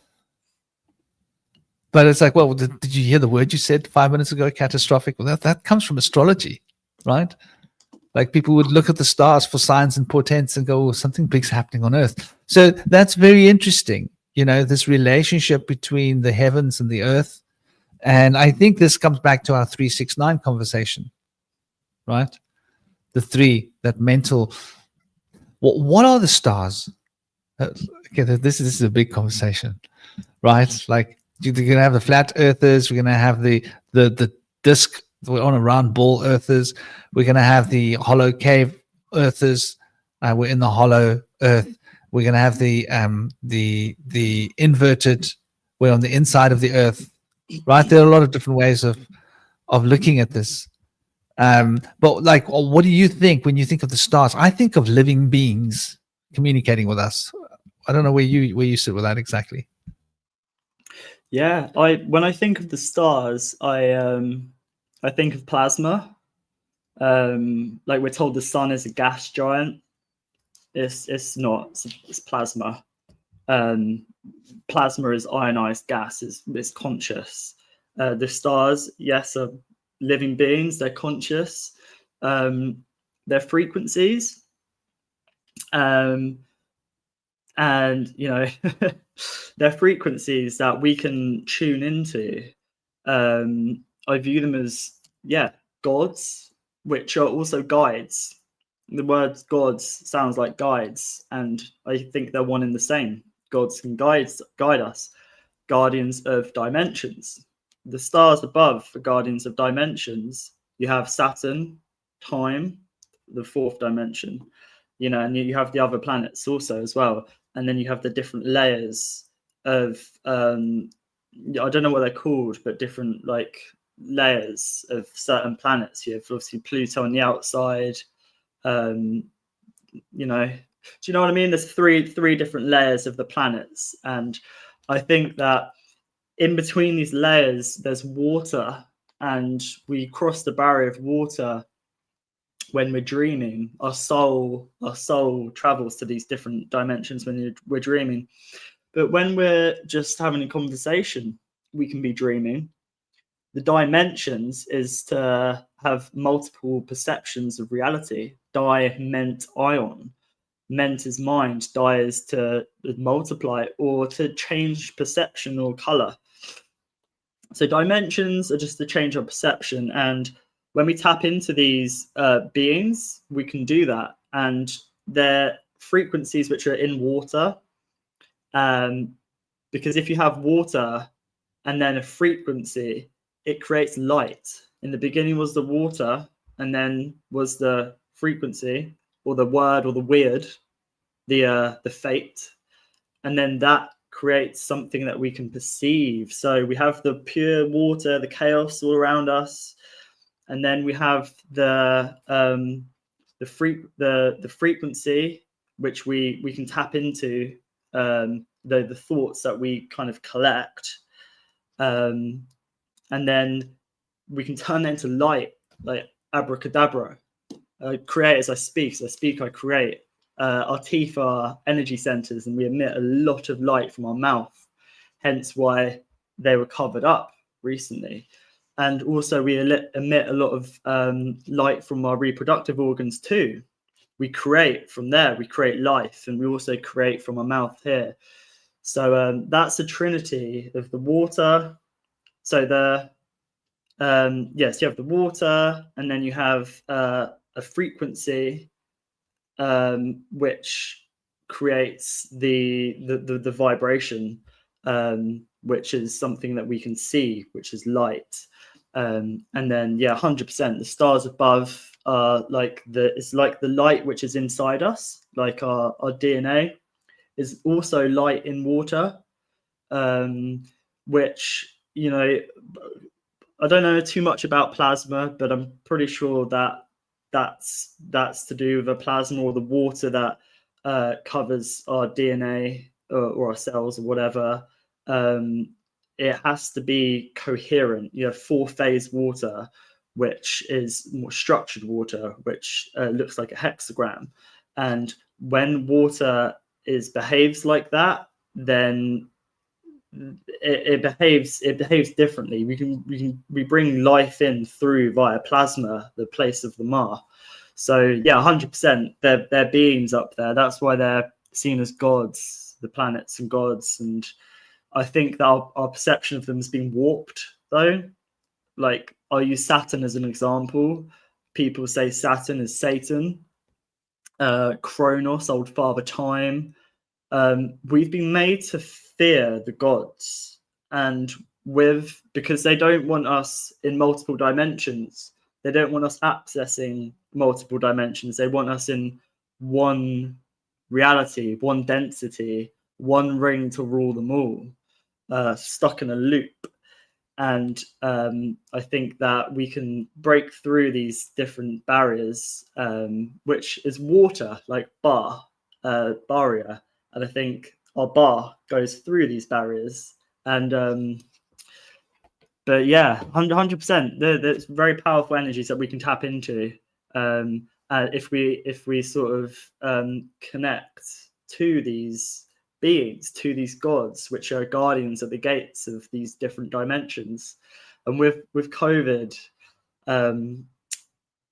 C. Ovid, his tale Metamorphosis, which is about angering the gods. There's a lot going on which is angering the gods, angering the guardians of dimension. So we're separated, we're isolated, but at the same time, there are people, the powers that be, tapping into the energy of these gods. And what they give us is stars, like in Hollywood, these stars which they can manipulate and control, and people look up to them and worship them like their gods. And they don't look up beyond that. Yeah, I think there's definitely something to that. I just want to show you guys something.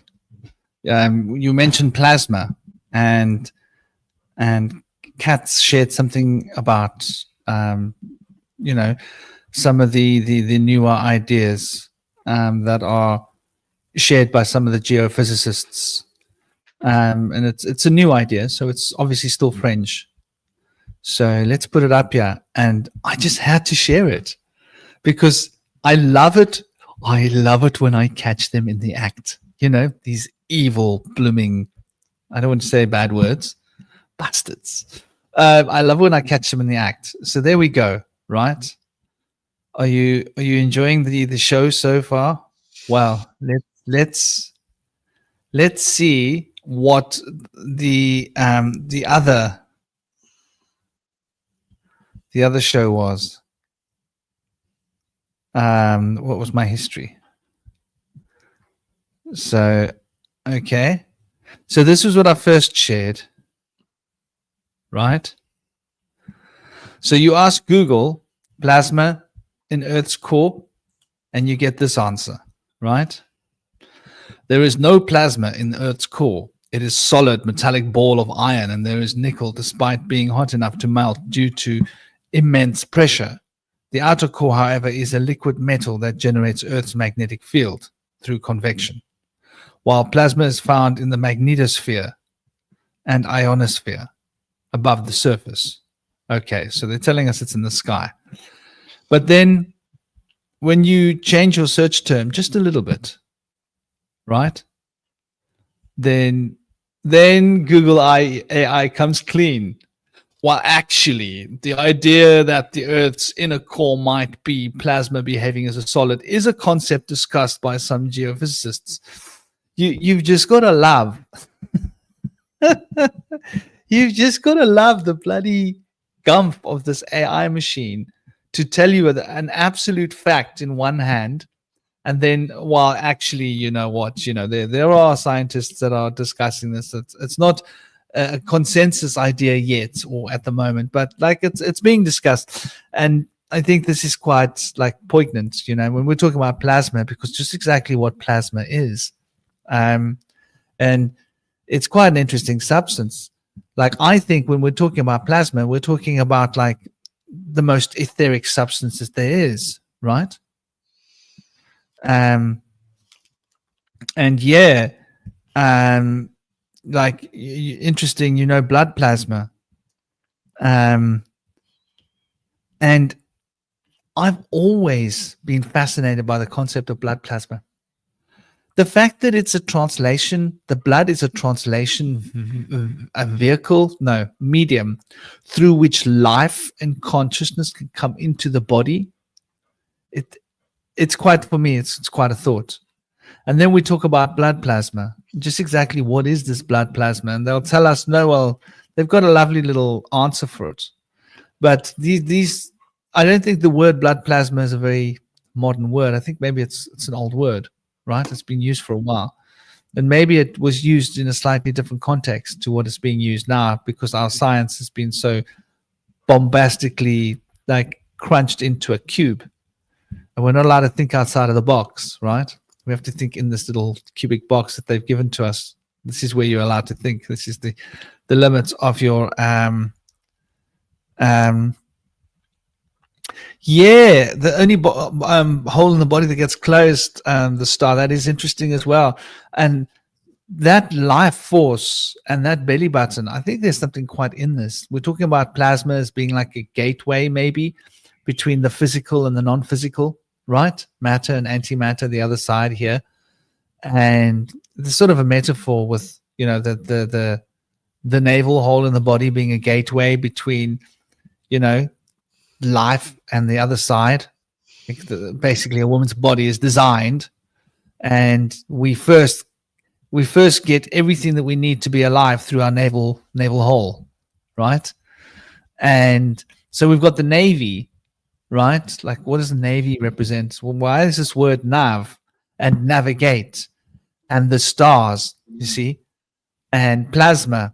And the idea that plasma could be inside the earth makes perfect sense to me, because the plasma could be a reflection of the waters above and the waters below. They've definitely, I think, lied to us about the model of the world we're living in, on, under, through, whatever. They've given us very clear ideas which just don't add up. Like the concept that there's a vacuum. Okay, so we're living in a pressurized world, right? And then there's a vacuum. But somehow the pressurized system, can you make a vacuum around a pressurized system and keep the pressurized system inside a vacuum? Can you actually do that? Like we just believe it. But when you think about it, does that actually make sense? Because there's all this pressure here, and then apparently here there's no pressure. So what do we know about things? Like, pressure moves through gradients, right? So if you've got a vacuum, pressure is going to move through the gradient. This is the physics they've taught us. So when you apply the physics they've taught us to the idea that there's a vacuum around the earth, it doesn't make any sense. What if we're looking at space is a plasmic matrix of sorts? Like I think it's more likely like a womb, right? And it's more likely designed like our bodies are designed, that it's like a womb fluid matrix, and we just don't know what it is, so we call it a vacuum, because like you can't just go there, maybe because of the conditions aren't really we're not built to experience those conditions, and our tools for gathering information, like we're assuming that our tools are giving us like good information. I think that's a big assumption to make. Yeah, brother. I think that the word vacuum, like being used to apply what is the womb or the water, is just a reflection of how we perceive reality, or how we've been conditioned to see reality. It's like water is this creative life force, like plasma, and they call it a vacuum, sucking all the magic out of it, literally, like nothing there. And that just trickles down in anything scientific to me, That like, so I look at it as like air, the mind, more of like the mental scientific view, and then water, the creation, the play, the imagining. It's like Age of Aquarius is both, air sign, water bearer, but I mean we're tricky territory, because there seems to be a lot more air, and then with a vacuum sucks the air out, so it's using air to pull stuff out. And I think that's the language there is very very profound. It's like, I just, in my mind's eye, I see them just sucking the fun out of reality.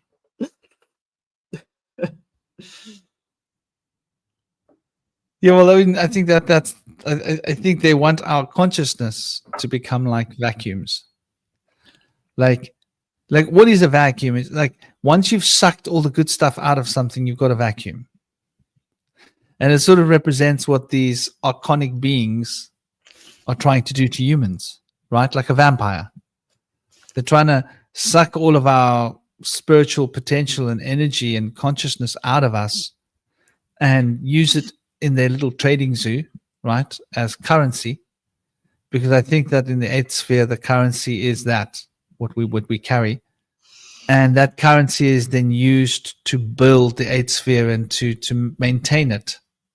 Like resources, and so they've got a resource-based economy, and we are the resource. And without us as their resource, they cannot continue to exist because they're being like, I think it's compacting, right? Because they don't generate resource, they just use resource. And so it's going to contract and contract and contract until it implodes and it's going to be gone. But they need to keep injecting something into it to keep it from contracting. And I think we are that resource, So so it's quite interesting when we start to look at like the idea of a vacuum, and you vacuum up dust, right? As an idea. So this idea of plasma in the earth makes a lot of sense to me, because I've always thought that, like, you can't sell me this rubbish with like the earth being like, there's got to be something else going on in the earth, dude. Like, just rock in the middle now. I don't know. It seems like there's more going on, and planets, I think, can maybe become suns or stars, right? Why not? Maybe if that plasma lights up, right, and starts emitting lots of energy, then you'd become a shining light, wouldn't you? And so it's sort of like that plasma in our blood. Is that like from a time when we were light beings? An interesting concept, yeah. And what we call the plasma in our blood is a residue from when we were energetic beings. Interesting. And what is the difference in mass when we're no longer alive?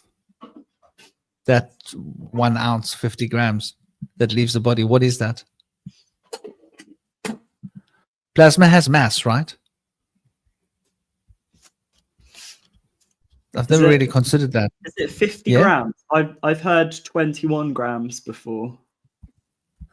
Oh, it's different from different people. Okay, yeah, of course. I think it can be up to, you're right. I think it's more commonly around about 1 ounce. And it can be 21. I think an atheist is 21 grams, right? Well, reason atheist is 21 grams. People that have like real conviction and spiritual values, there might be like 50 grams. So the reason why I 21 grams is stuck in my head is because I've seen it before, and I was like, okay, I quite like the fact it's 21 grams, because we had event 201, with COVID, which was all about to do with our soul as well. Yeah, the destruction of our identity. If we're talking about the bar, which is 21, B and A is 21. That's relating to the soul, which is our identity. And then event 201 was all about pushing a cult-like behavior and extracting our identity, which is our soul. So, who knows whether it's 21, 50 grams, but I've always thought it's interesting that it could be 21 grams, our soul. And you were mentioning the eighth sphere earlier. Whenever I hear that, I always think eight Sophia, wisdom, and I think that that's what these beings thrive on, is wisdom. And I think that's why not many people have wisdom, because it's buried inside us, our gold, our spark, that is our igneous, our flame, that is our inner wisdom. And I think that that's inside everyone, that I think it's being extracted. That's why people aren't able to use it, because it's being used by other beings, potentially. And also Meta and Neuralink's logos are number 8 as well. And those are the main two which seem to want to try to bring this eighth sphere here. And it would also seem as well that the powers that be want to try and break this eighth sphere so they can get through. I think that's how they believe they can exit this realm, because they, like I mentioned earlier, with them latching themselves onto us when we leave this reality to go to the next place, that I think they have to kind of hijack our soul or our consciousness, that they themselves can't exit on their own. This is why they're trying to pierce reality, which I'm not sure if they've done. This is what this artificial is. It's like, it's a leak. It's a mind virus. Like, the all is mind, all is spirit. There seems to be a virus, and perhaps it's been here for a while, and perhaps it left, but now it seems that there is 100% a mind virus. I think some call it Watiko.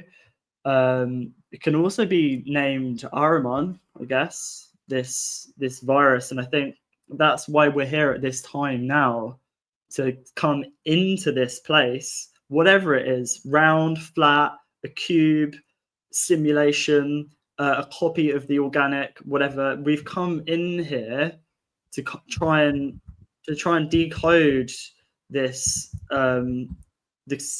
confusion that's happened over timelines, over time, and to try and I just view it as we've come here to try and fix this virus, which I view it as the story of the demiurge creating a false reality and stuff may well have happened. But what I see it happening now. So I see what's happened in our past as our future. So I view that the trajectory could be going on. Is there a false reality inside this reality? And I think that we've come here to try and stop that, and we're from the future, and we've come back into the past to stop that timeline, which perhaps did happen in the past, maybe not, but I can just see all this stuff in our history of the fall of Atlantis, the demiurge creating a false reality. It's kind of like now, like this artificial, like trying to create a world within a world, which is all digital, kind of controlled, lifeless. That could be a future, and that could have happened in the past. And I think right now we have ability to stop that trajectory.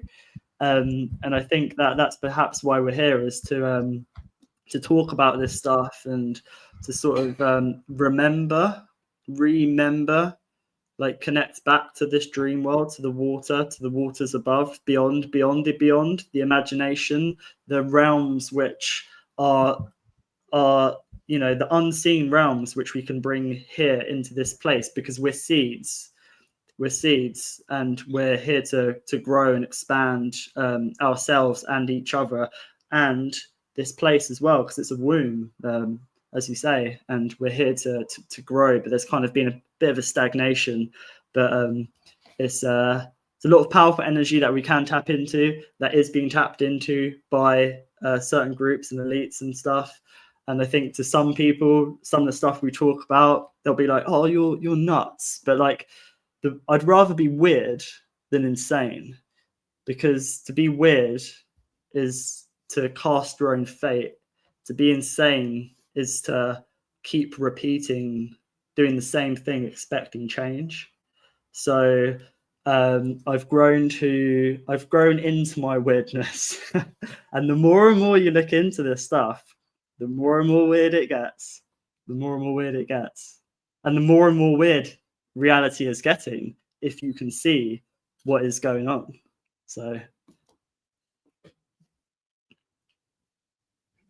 yeah, it's interesting. The word weird comes from the etymology of the word weird, and like we've got the werewolf, and the word weird, I think it's onomatopoeic of whirling, and you think of a whirling dervish, and you think of a spinning thing, like a spinning world, and it's being whirled like a spiral.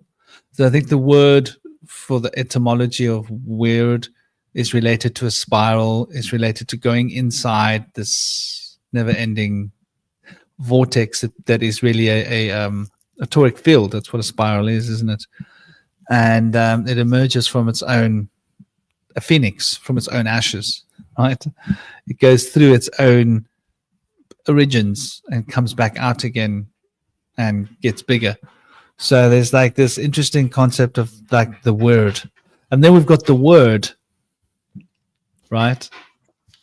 And the word is how we shape the word. And so the word is magical in context. And so we can use words as powerful tools to sculpt reality. And we can channel the word through the word. And, so these spells are obviously being used to keep us in this little box. Like they want us in the box. Don't get out of your box. Makes me think of that little poem, Little Boxes, Little Boxes. You probably all heard it when you were kids, It was a beautiful poem. Yeah, brother. I see we've been clocking in for a good 2 hours. I thought maybe let's get to the last few ideas that we've got. Sure. The last 15, 20. I don't know how much time you've got. Maybe the next 15, 20 minutes or whatever. Sounds good. Yeah. Katrina's mentioned Prometheus, and I would just bring to the table with Prometheus stealing fire from the gods, giving it to humanity. I'm not going to go too deep into that. It's just more of like how the fact that when he did that, he had his liver pecked out. And the way I view this is like, so we were talking about the car and the bar earlier, and it's interesting that the car is the spirit, and we go to a bar to drink spirits, and we open up ourselves we invite other entities in. I think with when we drink alcohol, it opens up our subconscious, and a subconscious comes to the front, and then the puppet masters who are not us, unless we have a conscious and subconscious mind entwined as one. A lot of people haven't done that, and it is a process. But that's what happens is at the bar, you kind of you open up your soul, right? And then afterwards you drive your car, but not very well. Your vital essence, your life force can be depleted. That could be of regret, like, oh, what have I done? Whatever, But the reason why I find this interesting is because alcohol destroys the liver. So with Prometheus taking fire from the gods, giving it to humanity, there's a lot of different concepts there. But I've always viewed kind of Prometheus as, like Enki, sort of implanting our pineal or giving us the potential for that spark. But like, I think maybe it was hidden. I haven't read a lot of books on that. I'm just going from intuition that there was this hidden spark in us, or hidden potential, and that this kind of myth of Prometheus seems to be a monomyth, because also you have Christ sort of igniting the spark in people, and you had Christ hung up on the cross. And I don't really know what happened to Enki, but I presume it was probably the same. He was probably cast out of people's minds, like the true teaching of Christ have been cast out of people's mind, and that now we've sort of been cursed to have to peck out our own livers by drinking alcohol, to like filling this kind of void that's being created. Sent the message to the unbox. Frankly, I'm not sure if that message is for me. That says sent message to the unbox or inbox, but I can't see one. So yeah, anyway, I think that's really interesting, and I'd love to hear that your your thoughts on that story of Prometheus sometime, Katrina. But I think that if we follow the language and the etymology, like the ba, the ba in Egypt is our identity or our soul, and then it's no coincidence that where we go to drink alcohol, like create a hole or a chasm with source, it opens us up to that. We do that at the bar, and there's no coincidence there. Why is it called a bar? There's so many ways with that as well. So the bar is a barrier. Okay, so the bar is a barrier. The bar is I'm talking about the human-headed bird in Egypt, which travels between realms. When we're dreaming, it goes to different realities, or the astral plane. It crosses a bar. It crosses a barrier, which is water. Water is a barrier that we need to cross with our imagination. That is the barrier that we cross when we die. That is probably the firmament. It's waters above. But it's only our perception that creates the barrier of perception. So there's a barrier of water, but we get past it from changing our perception by not having a firmer mind, but having an expanded mind, expandedment. And I think that what happens with that, with the dreaming, the opposite to that is filling the bar, or filling our soul with alcohol, which in turn destroys our liver, or can do. And that what seems to be pushing this alcohol is the ego. So you have the ego, the empire, pushing alcohol, and there are some people that don't drink alcohol. So I think in Islam they don't drink alcohol, and I think that it's like the ego is attacking that. What's that? People like me. I don't drink alcohol. Yeah. I mean, like maybe once in like 2 years, a year, I'll have like one ale, but I'll never get tipsy. Yeah, so I'm very good at drinking alcohol, so that's why I don't. I haven't drunk alcohol in about a year because I'm really so good at drinking it. I'll drink it all night, and then like a lot of the next morning, like if I'm out, because I don't have just one or two drinks. I like drinking, so that's why I don't. But at the same time, is the opposite of I've been able to connect to, I guess, my identity more by not drinking alcohol, by connecting to my bar rather than standing at the bar and giving my identity away. This is why they want everyone to be carry on drinking alcohol. This is why there's this push for everyone to keep drinking alcohol, because this is giving our identity away. I mean, it's like the identity is, I guess, maybe the black sun, or inwards. Once we go there and when we unlock that, it's quite hard for people to push fear on you. But when you're not connected to your identity, when you're always looking outwards, it's easier to buy into narratives and other people's stories, because our soul, our identity is our story. It's our store of energy. It's our gold. And I think that when we tap into that, it creates a barrier around us, which is harder for outside forces to enter.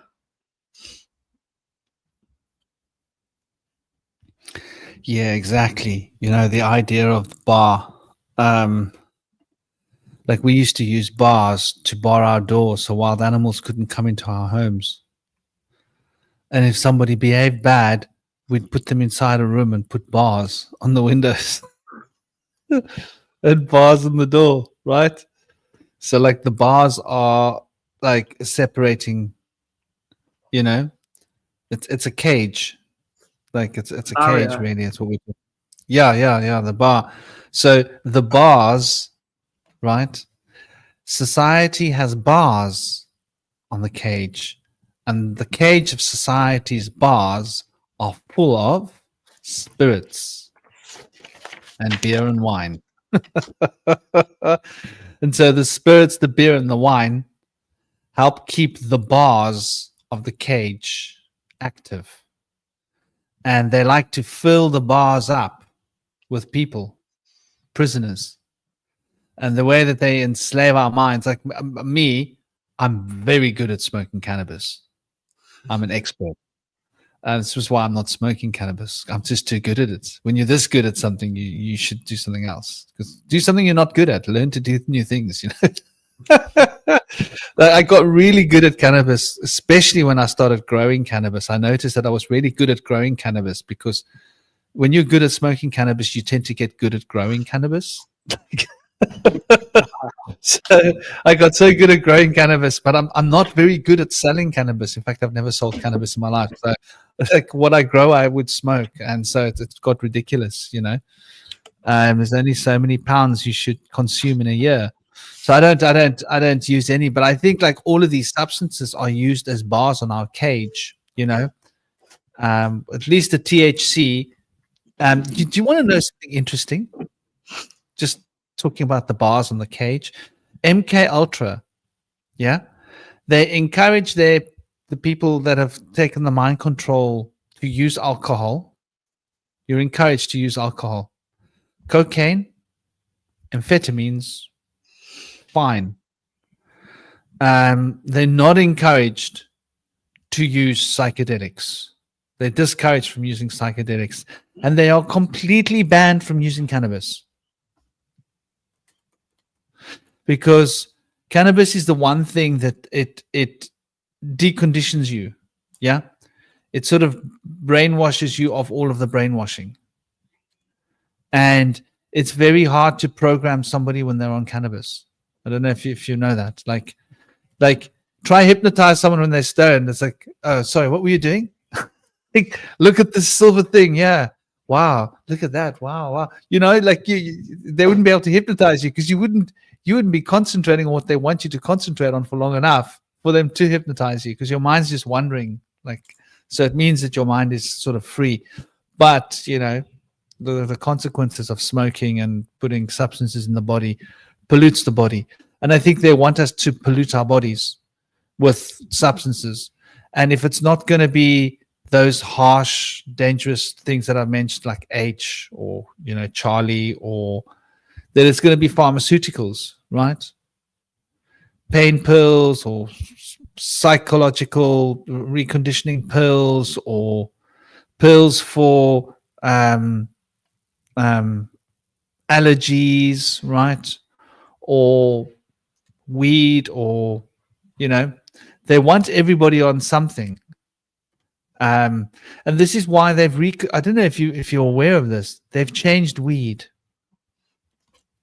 Yeah, they've changed the plants significantly, and they've got this legal stuff.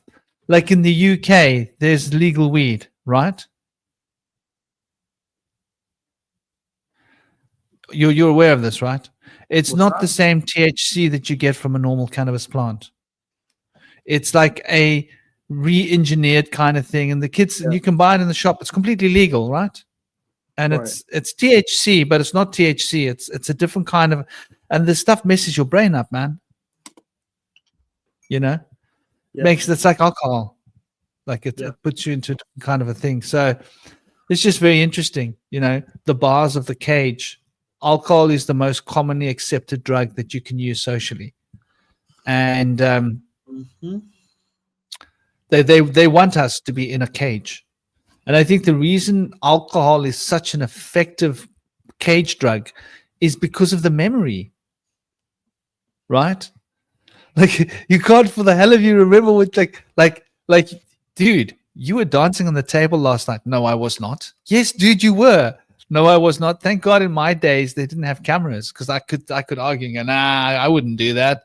Like, dude, you did this last night. My friends used to tell me the things that I did when I was a teenager.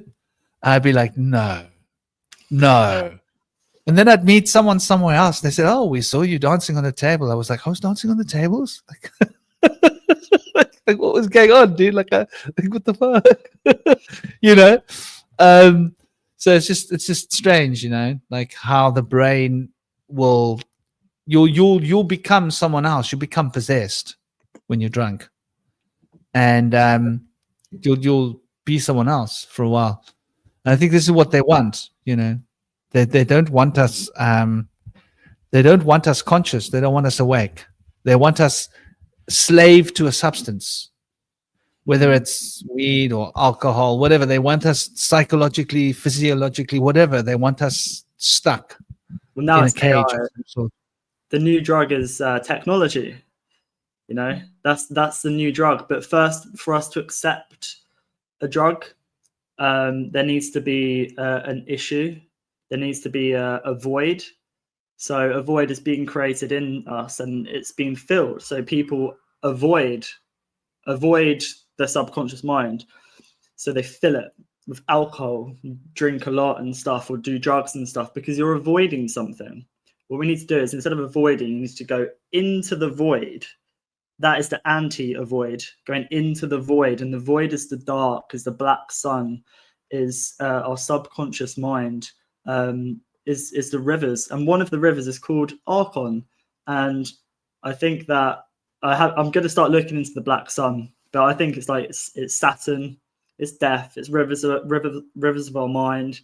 And I think that if we go there, if we sort of connect to that part of our psyche, I think that that's how we start accessing different planes of awareness. It's not just the conscious mind, it's the subconscious. I think that is really, really could be very, very powerful. And yeah, with AI, the artificial intelligence, it's like people need to become more stupid, and people need to be that's why they're pushing so many drugs, so many different vaccines, jab for this, jab for that, whatever, and that's creating a distortion. And then the answer to that would be, this genius, external, mechanical, artificial, just listen to that. And then now AI's becoming doctors. There's going to be an app and stuff where it's just an AI which tells you what's wrong with you. So anyway, I don't want to get into that, because we'll be talking for like much longer on the implications of our AI and health and well-being and our psyche and stuff like that. So perhaps that's a conversation for another time. I like the question that Kat asked, which is, could the black sun be dark matter, as space consists a third of dark matter, or something of some sort? And I think that's a really interesting concept, and this causes us now to question the notions that we've been taught. The moon is supposedly just reflecting the sunlight, right? Well, ancient cosmology questions this ideology, questions this as a concept. And how it questions this as a concept is basically like this, right? We've got, and I'll break this down as quickly as I can. You've got the Shushumna, which is like your causal body, right? It's your spiritual body reflected down. The causal, it's that part of you which is at total peace and super conscious, omnipresent, omnipotent, that most deepest core part of who you are, the most divine part of you. And then this is broken into a polarity. And you can see how the polarity is represented by the Pingala, which is a serpent ascending, you could say, and an Ida, which is a current descending. And I find it interesting how they show the Ida as being a warm current descending, and the Pingala as being a cool current ascending. Now, there's an interesting concept behind this. You see, the Pingala represents solar potential and solar energy, which is hot, right? Fire. And the Ida represents what we could call lunar energy, lunar potential. It's cool. Now, I've heard it said often that the temperature is lower in the moonlight than in the sunlight. Have you guys come across this as a concept before? Yeah. And I'm curious. I've never actually checked what AI has to say. Is it cooler under moonlight on full moon than not under moonlight? I think it's a minuscule, and I've seen research about this like decades ago. So AI says it's not. But okay, maybe sometime I'll go and find the research and bring it out there. It's quite interesting in itself. And so anyway, the concept is that you've got the Ida and the Pingala, and that these are two different qualities. The one is a cool kind of an emanation, and the one is a warm emanation. And that the sun is like emanating this Pingala, manifestational, and that the Ida is non-manifestational, and that I believe that these polarities shift. So what is now Pingala and expressive will become held in, and Ida will be expressed at some other time. And so the masculine and feminine polarity shift. This is why we've got the solar deity being masculine but previously was feminine, and the lunar deity currently feminine but previously was masculine. And so when these shift to become expressive and impressive, then the polarity of that deity shifts with the cosmic alignment. And I think that this is my idea. I'm not going to say it's like absolutely true or anything, but I think that like this natural polarity is part of maybe our 26,000 year cycle of being, expressive and impressive. Though getting back to the occult philosophy and cosmogony behind this idea that I've got is that you've got the cool light and the warm light, and so when I think of this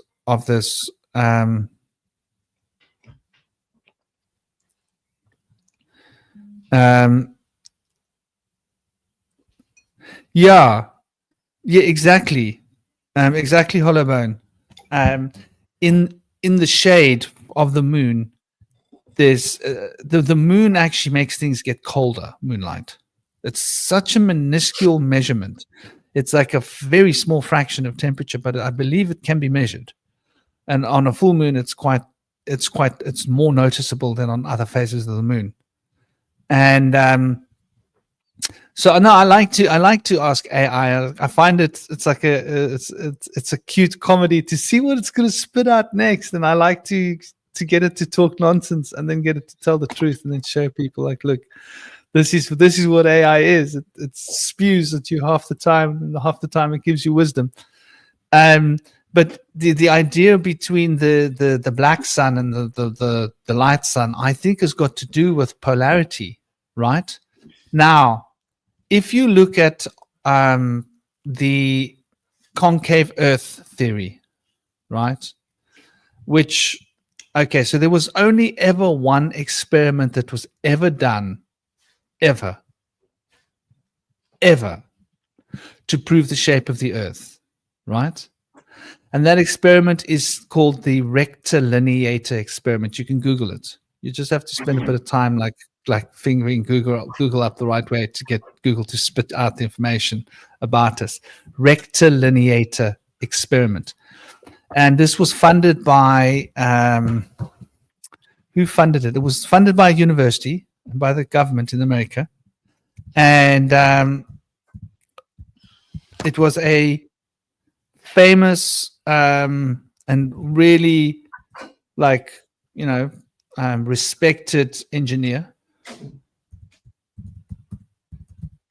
And so, yeah, rectilinear instrument. Right. Now they're lying to you. Right. This is another beautiful thing. Okay. So the this is incredible. Wow. AI is literally lying. The guy who did the experiment was actually trying to prove that the earth was round and that we were on a ball. That's what the experiment was actually set out to prove. But he built this construction using engineering because he was a well-to-do engineer, and he'd been given a grant by the university and by the scientific department to prove that the Earth's a ball, because they wanted to disprove flat Earth for good. But when they did the experiment, they noticed, hold on, we're getting the opposite findings. Like things should be, they built a structure and they followed the structure using sound engineering principles. And they did it for like a mile or two. And they got to the end of it and the readings didn't make sense. It was like the readings, instead of you being on a ball, the readings were like this, like you were in a dip, in a concave.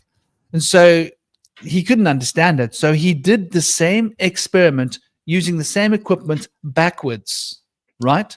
Which now should give you the opposite effects, right? But it gave the same effects. So as an engineering thing, you use your engineering one way. So he reconstructed the thing and came back thinking maybe it's my equipment, and he inverted everything. And so that if there was that discrepancy, it would be obvious. And on the way coming back, they noticed, hold on, this doesn't add up.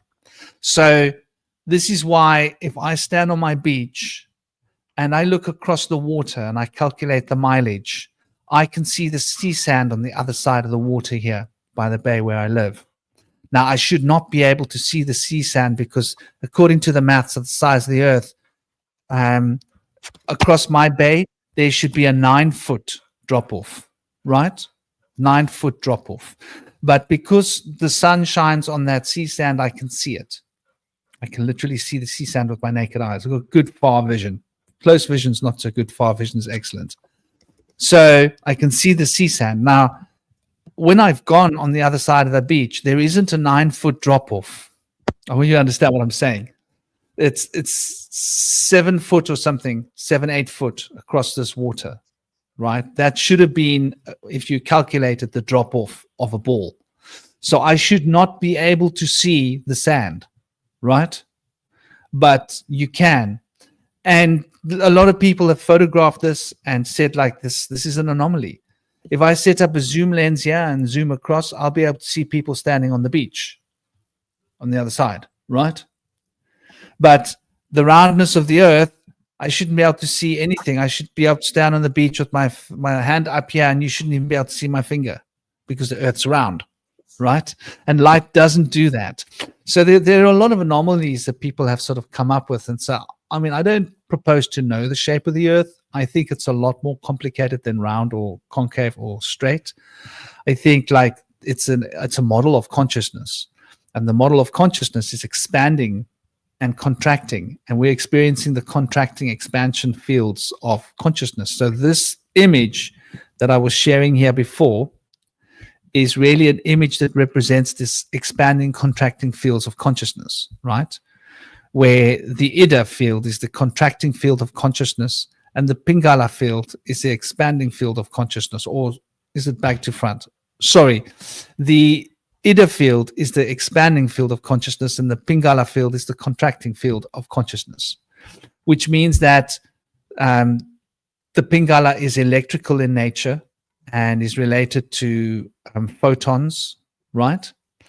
And the Pingala is wavelength in nature and is related to gravity magnetism. So we've got magnetism and we've got electricity, and these two together make electromagnetism. And So the idea is that there is a particular light that is emitted that you can't see with your eyes, which is called Ida. And there's a particular light that is emitted that you can see, which is called Pingala. And so in Vedic cosmology, they speak about Pingala as being the life giver, right? And they speak about Ida as being not. Now, when there is the sun is being blocked out by an eclipse, right? It's very interesting because there is this idea in hollow earth theory that suggests that there is another body that we're not aware of, that you can't see, that doesn't emit light. It's invisible. But you can only see it when it covers the sun or covers the moon. And I don't know if you've seen this, but have you ever noticed when you can see the moon in the sky and it's a crescent, and you can see the sun in the sky at the same time? Have you ever seen that? We were talking about that yesterday, how they seem to be not very far from each other, be a full moon and the sun, like at a what's the word, 45-degree angle. So how is it on the other side of the world in Australia would they'd have to see nothing? And Esme looked it up and she was like, no, it's because the moon is so far away they can see it. But that wouldn't work on a globe. You wouldn't be able to see anything, no matter how far away it is. How on a globe you can't. So yeah, it's weird, you know. How anomalies in the world they see? Surely it's neither. It can't be night. They'd have to have, if it was nighttime, they'd have to have no moon because we see the moon, you know. So, well, what's for me has been a kicker is when you see a crescent moon and the sun at the same time in the sky. And I've seen this. I've seen it here on the beach. I've seen it here when the sun is rising. Now, a crescent moon is supposed to be the Earth's shadow cast upon the sun, right? That's the model that they've taught us, right? So if the sun has risen above the horizon and the moon has risen above the horizon and both are above the horizon, how can the Earth's shadow be getting in the way of the sun touching the moon to create a crescent? If there's an invisible body covering the moon, right, that you can't see with your naked eyes, creating that would make a lot more sense, that there could be a second sun, right? But that sun's invisible, that our suns are part of a two-sun system, but one of the suns is black hole sun, right? And instead of emitting the Pingala range of light, it could be emitting the Ida range of light. And so this could be an explanation for, and I suppose it doesn't matter whether the Earth is round, flat, or concave, because, like, you know, there could just be another sun that we can't see because it's black.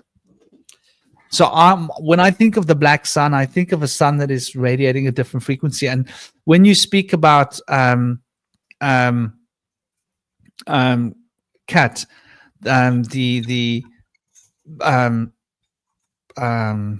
what do we call it? Not black matter, dark matter.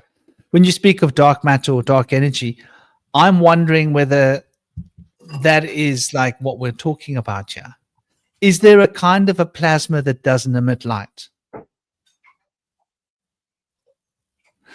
So I'm just putting it out there. I mean, I don't know. But it's quite interesting because when we look at this, we can also extrapolate it here, and you know, you can see it here with a Saturn square. It's the same information's presented, right? So you've got these two triangles here. Well, these two three-vectored points, call them prisms, if you will. And the one consists of 8 being the fundamental point, Saturn. So has Saturn often been related to, you know, to the to the black sun, it has. The black sun shares some relationship with Saturn. And then we've got the green one, which revolves around 1, 2, and 3, right? Where the other one revolves around 7, 8, and 9. Where 4, 5, and 6 becomes the tree. So 4, 5, and 6 represents the tree, right? Which is 15, right? Which adds up all of these numbers, 15, any direction you take it through the Saturn square, which we were talking about earlier. So that 15 becomes the expression of the axis mundi.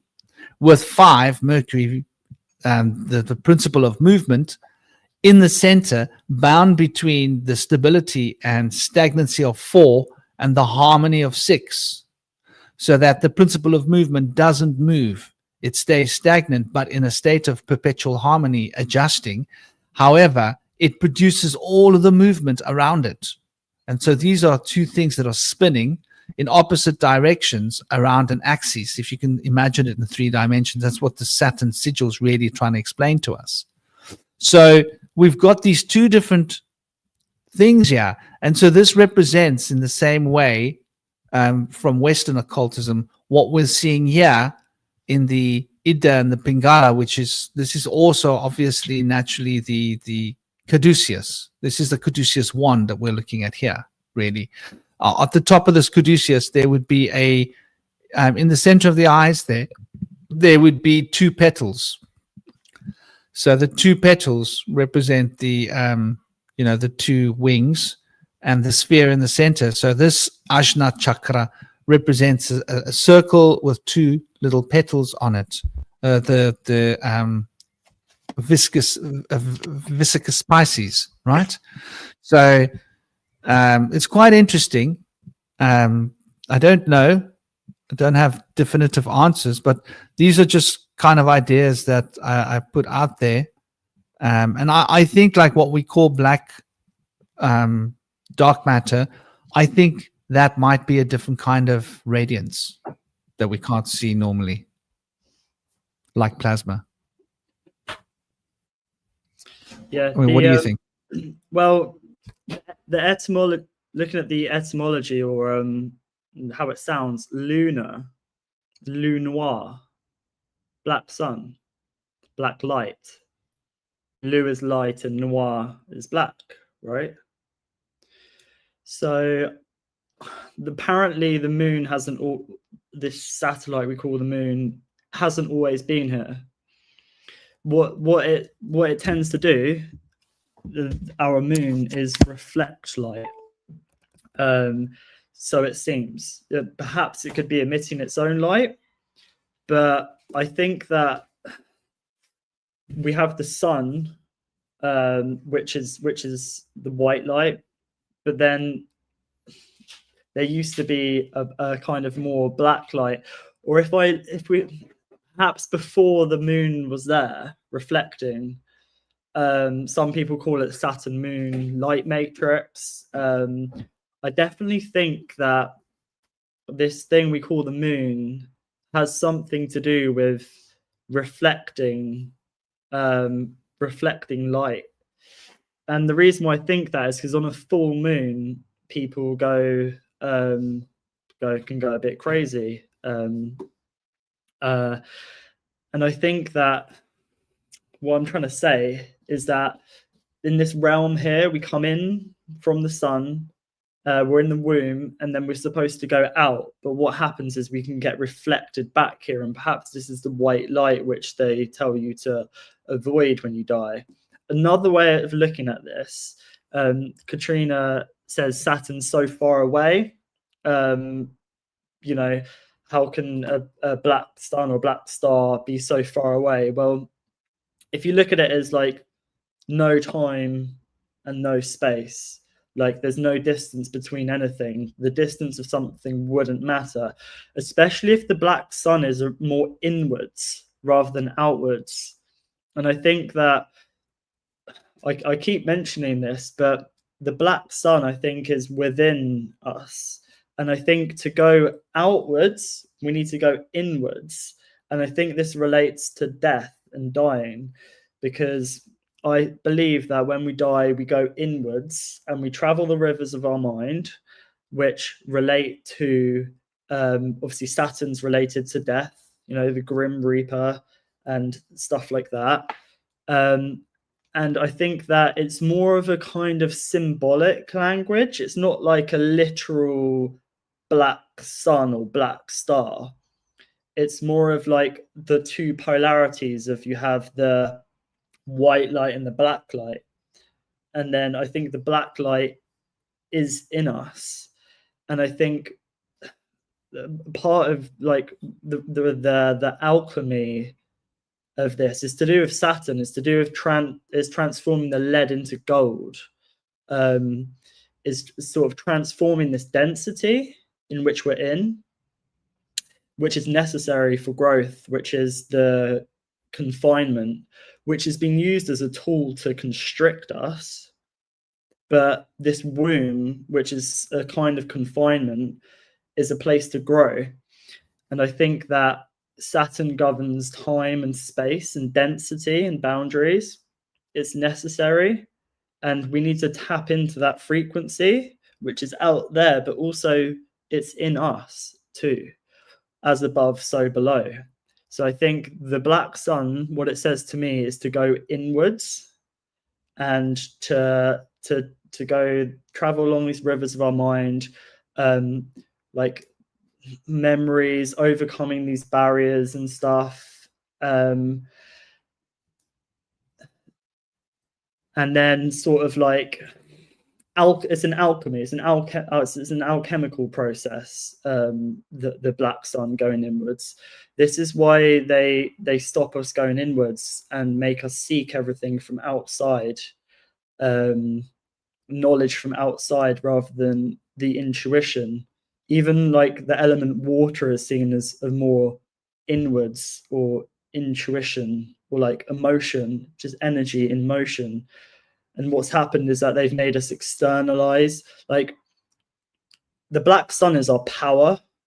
I think it's our core, our identity. It's where our soul is. And I think that's what's happened, is that people have given their power away, or we look outwards for guidance rather than going inwards. Because when we go inwards, we expand and we go outwards. But when people look outwards, you loop and you come back in and you're more constricted. So I've, looking at lunar as lunoir, and then the moon being called lunar. I mean, perhaps it's not always been there. Perhaps we obviously have two polarities of the white light and the black light, but the moon clearly isn't a black light. It does represent the feminine, sort of like waters, emotion stuff. Whether it's always been there or not, who knows? I mean, we've just got to work with what we have to work at, which frameworks we have. And when we look at Saturn and the sort of Grim Reaper and death and stuff, I think that's very important, which is to death, to die, is to go inwards, because when we go inwards, we find our gold inside us, and that's turning the lead, or where we've been led, the more dense energy, the density of the three-dimensional plane. When we go inwards beyond 4D, beyond the dimension of time, we cross the boundary of Saturn, alchemize with it, and that's where we find our gold, and that's where we transform.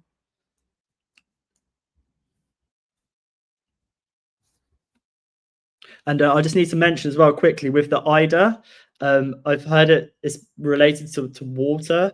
I'm not sure if, like in Norse, the name Ida means water, but it's very interesting that it sounds a lot like idea, or ID, or identity, which is the bar, which is the water, the soul. The Ida is the water, is the soul. And then the Pingala, they say, is more kind of the electric, or more order, which is the masculine, which is the ka, or spirit, or air and fire. So you have the Pingala, which is like the air and fire, and then the Ida, which is more kind of the watery energy. Yeah, that's really quite interesting, as the difference between like a concept and an idea, where the one is formless, the one is very like legitimately structured. A concept is it's got bars, it's got a cage of meaning, and you can measure the bars of its cage of meaning, where an idea is a much more free thing. It's more emotionally emotive, right? It inspires a feeling, it inspires concepts, but a concept is a very specific thing. Like you're talking about, no, you got to conceptualize this. I can describe it, I can put it into words, I can, like, God is an idea, right? Matter is a concept. I can talk to you about matter, I can define it. God is an idea. Well, it's got so many emotional implications. Where do you start, right? And so, like, the Ida is that formless sort of, pre-conceptual state, and so it's an unmanifest kind of light from the Ida. That's not easy to put a finger on it and say, there it is. Where the manifest light of electricity, you can point to it. Magnetism is like this invisible force, right? You can't, but electricity, you can see it, right? Put electricity on, there's light. There's the electricity. I can see the light coming from the heat, from the electrical current. I can touch it. I can know exactly where it is. There's its point of maximum energy. And look, there's the light coming out of it. Magnetism is a lot more abstract. You just got to trust that it's there. and it's being affected. Things are being affected by it. You see the metals pulling and pushing, but you can't see where it's pushing to or where it's pulling from. It's very abstract. So, that's quite an interesting concept. And I was trying to look up a few minutes ago. So the ancient Greeks used to believe that the moon was putting out cold light and that the moon had its own light. Yeah. At some later stage, the Romans started changing the concept. No, the moon's just a reflector. So in ancient times, it was considered that the moon had its own light. Interesting concept, right? And they also believed that the aether was this fundamental element, like the Akasha in Vedic cosmic science or spiritual sciences, shall we say. And when you try and like ask AI, it keeps trying to tell you, no, aether was a deity in the ancient Greeks. Well, it wasn't just a deity; it was their physics.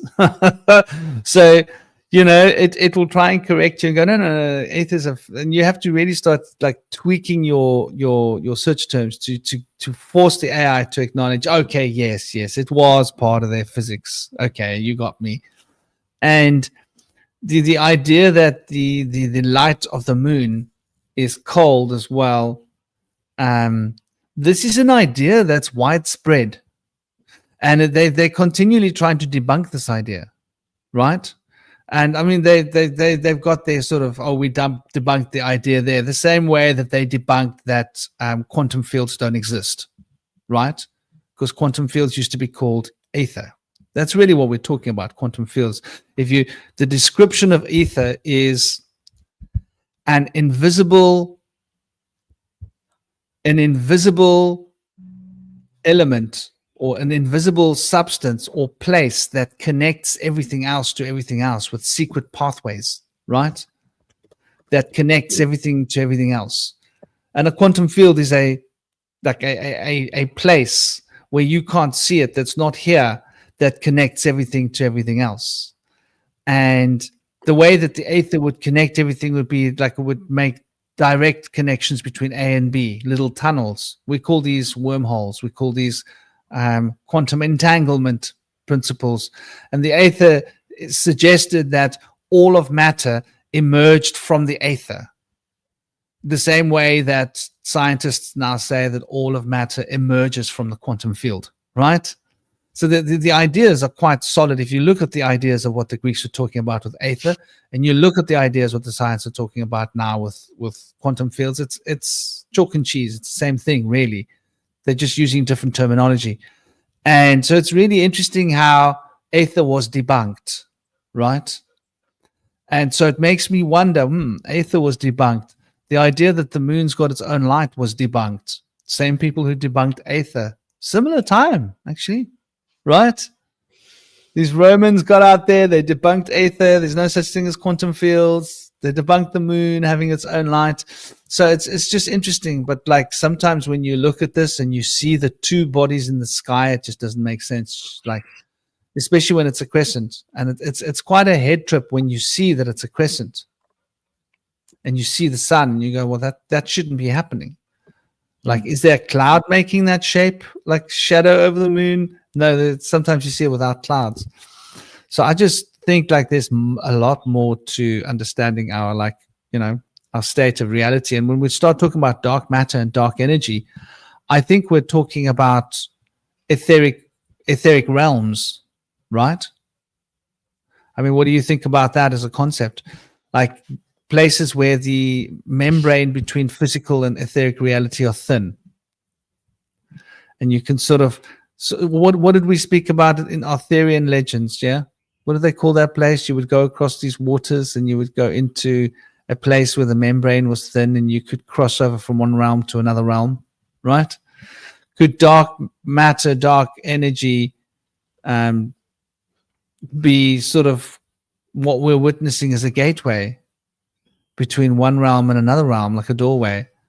And could there be quantum entanglement principles happening there in powerful?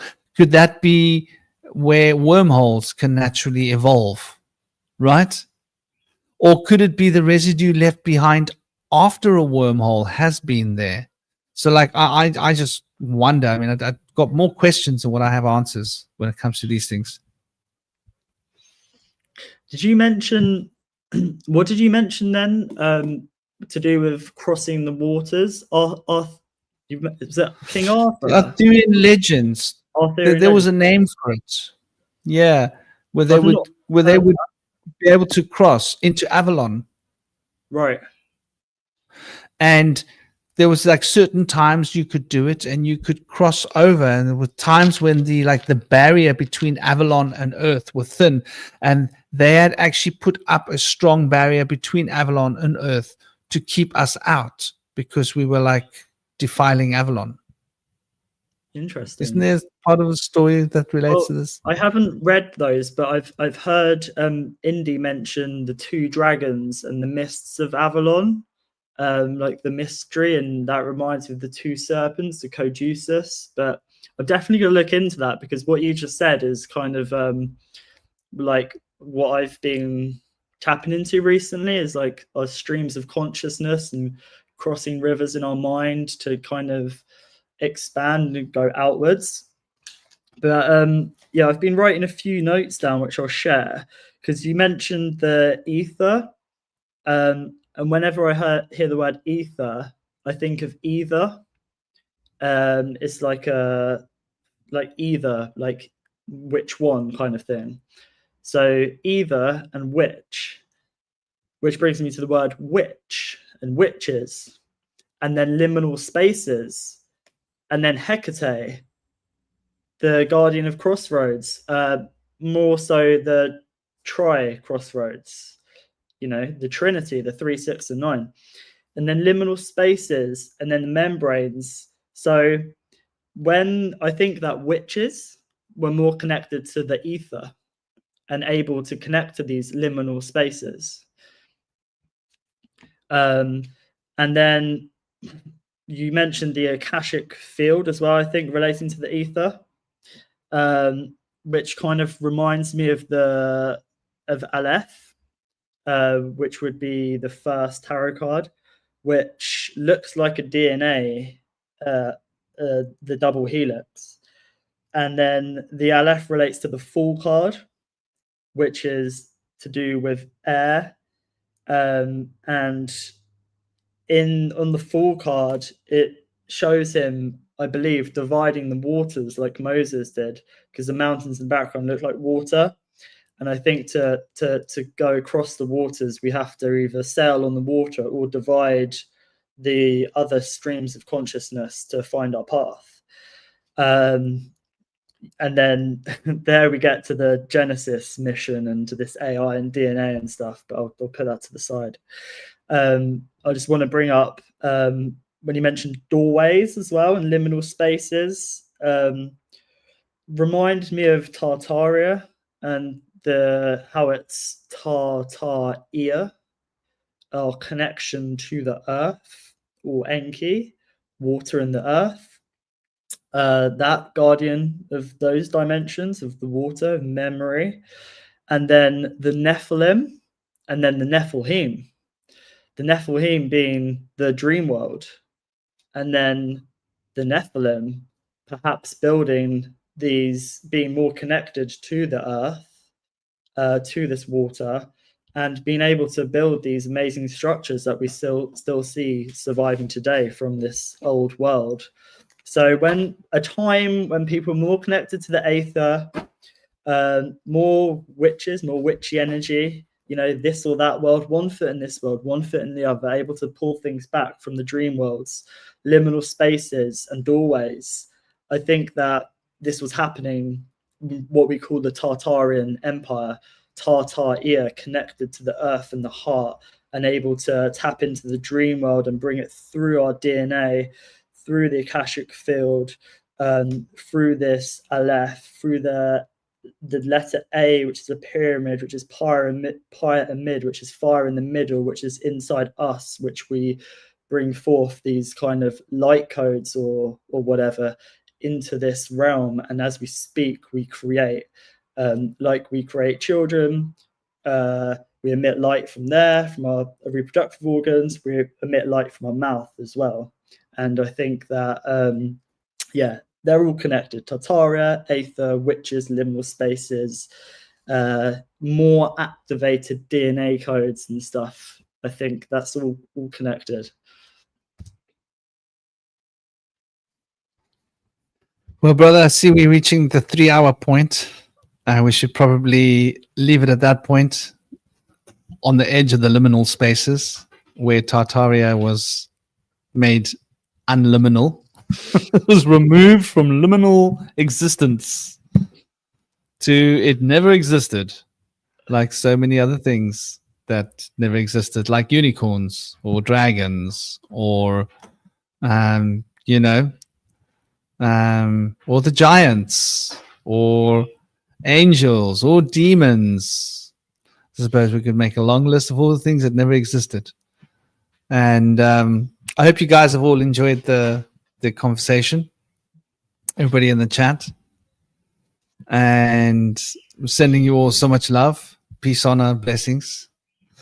Hope you're all taking it easy, but not too easy, but smiling, keeping it sweet. And big blessings to everybody. It's been an honor being here with you, dear General Shinobi, dear brother Toby.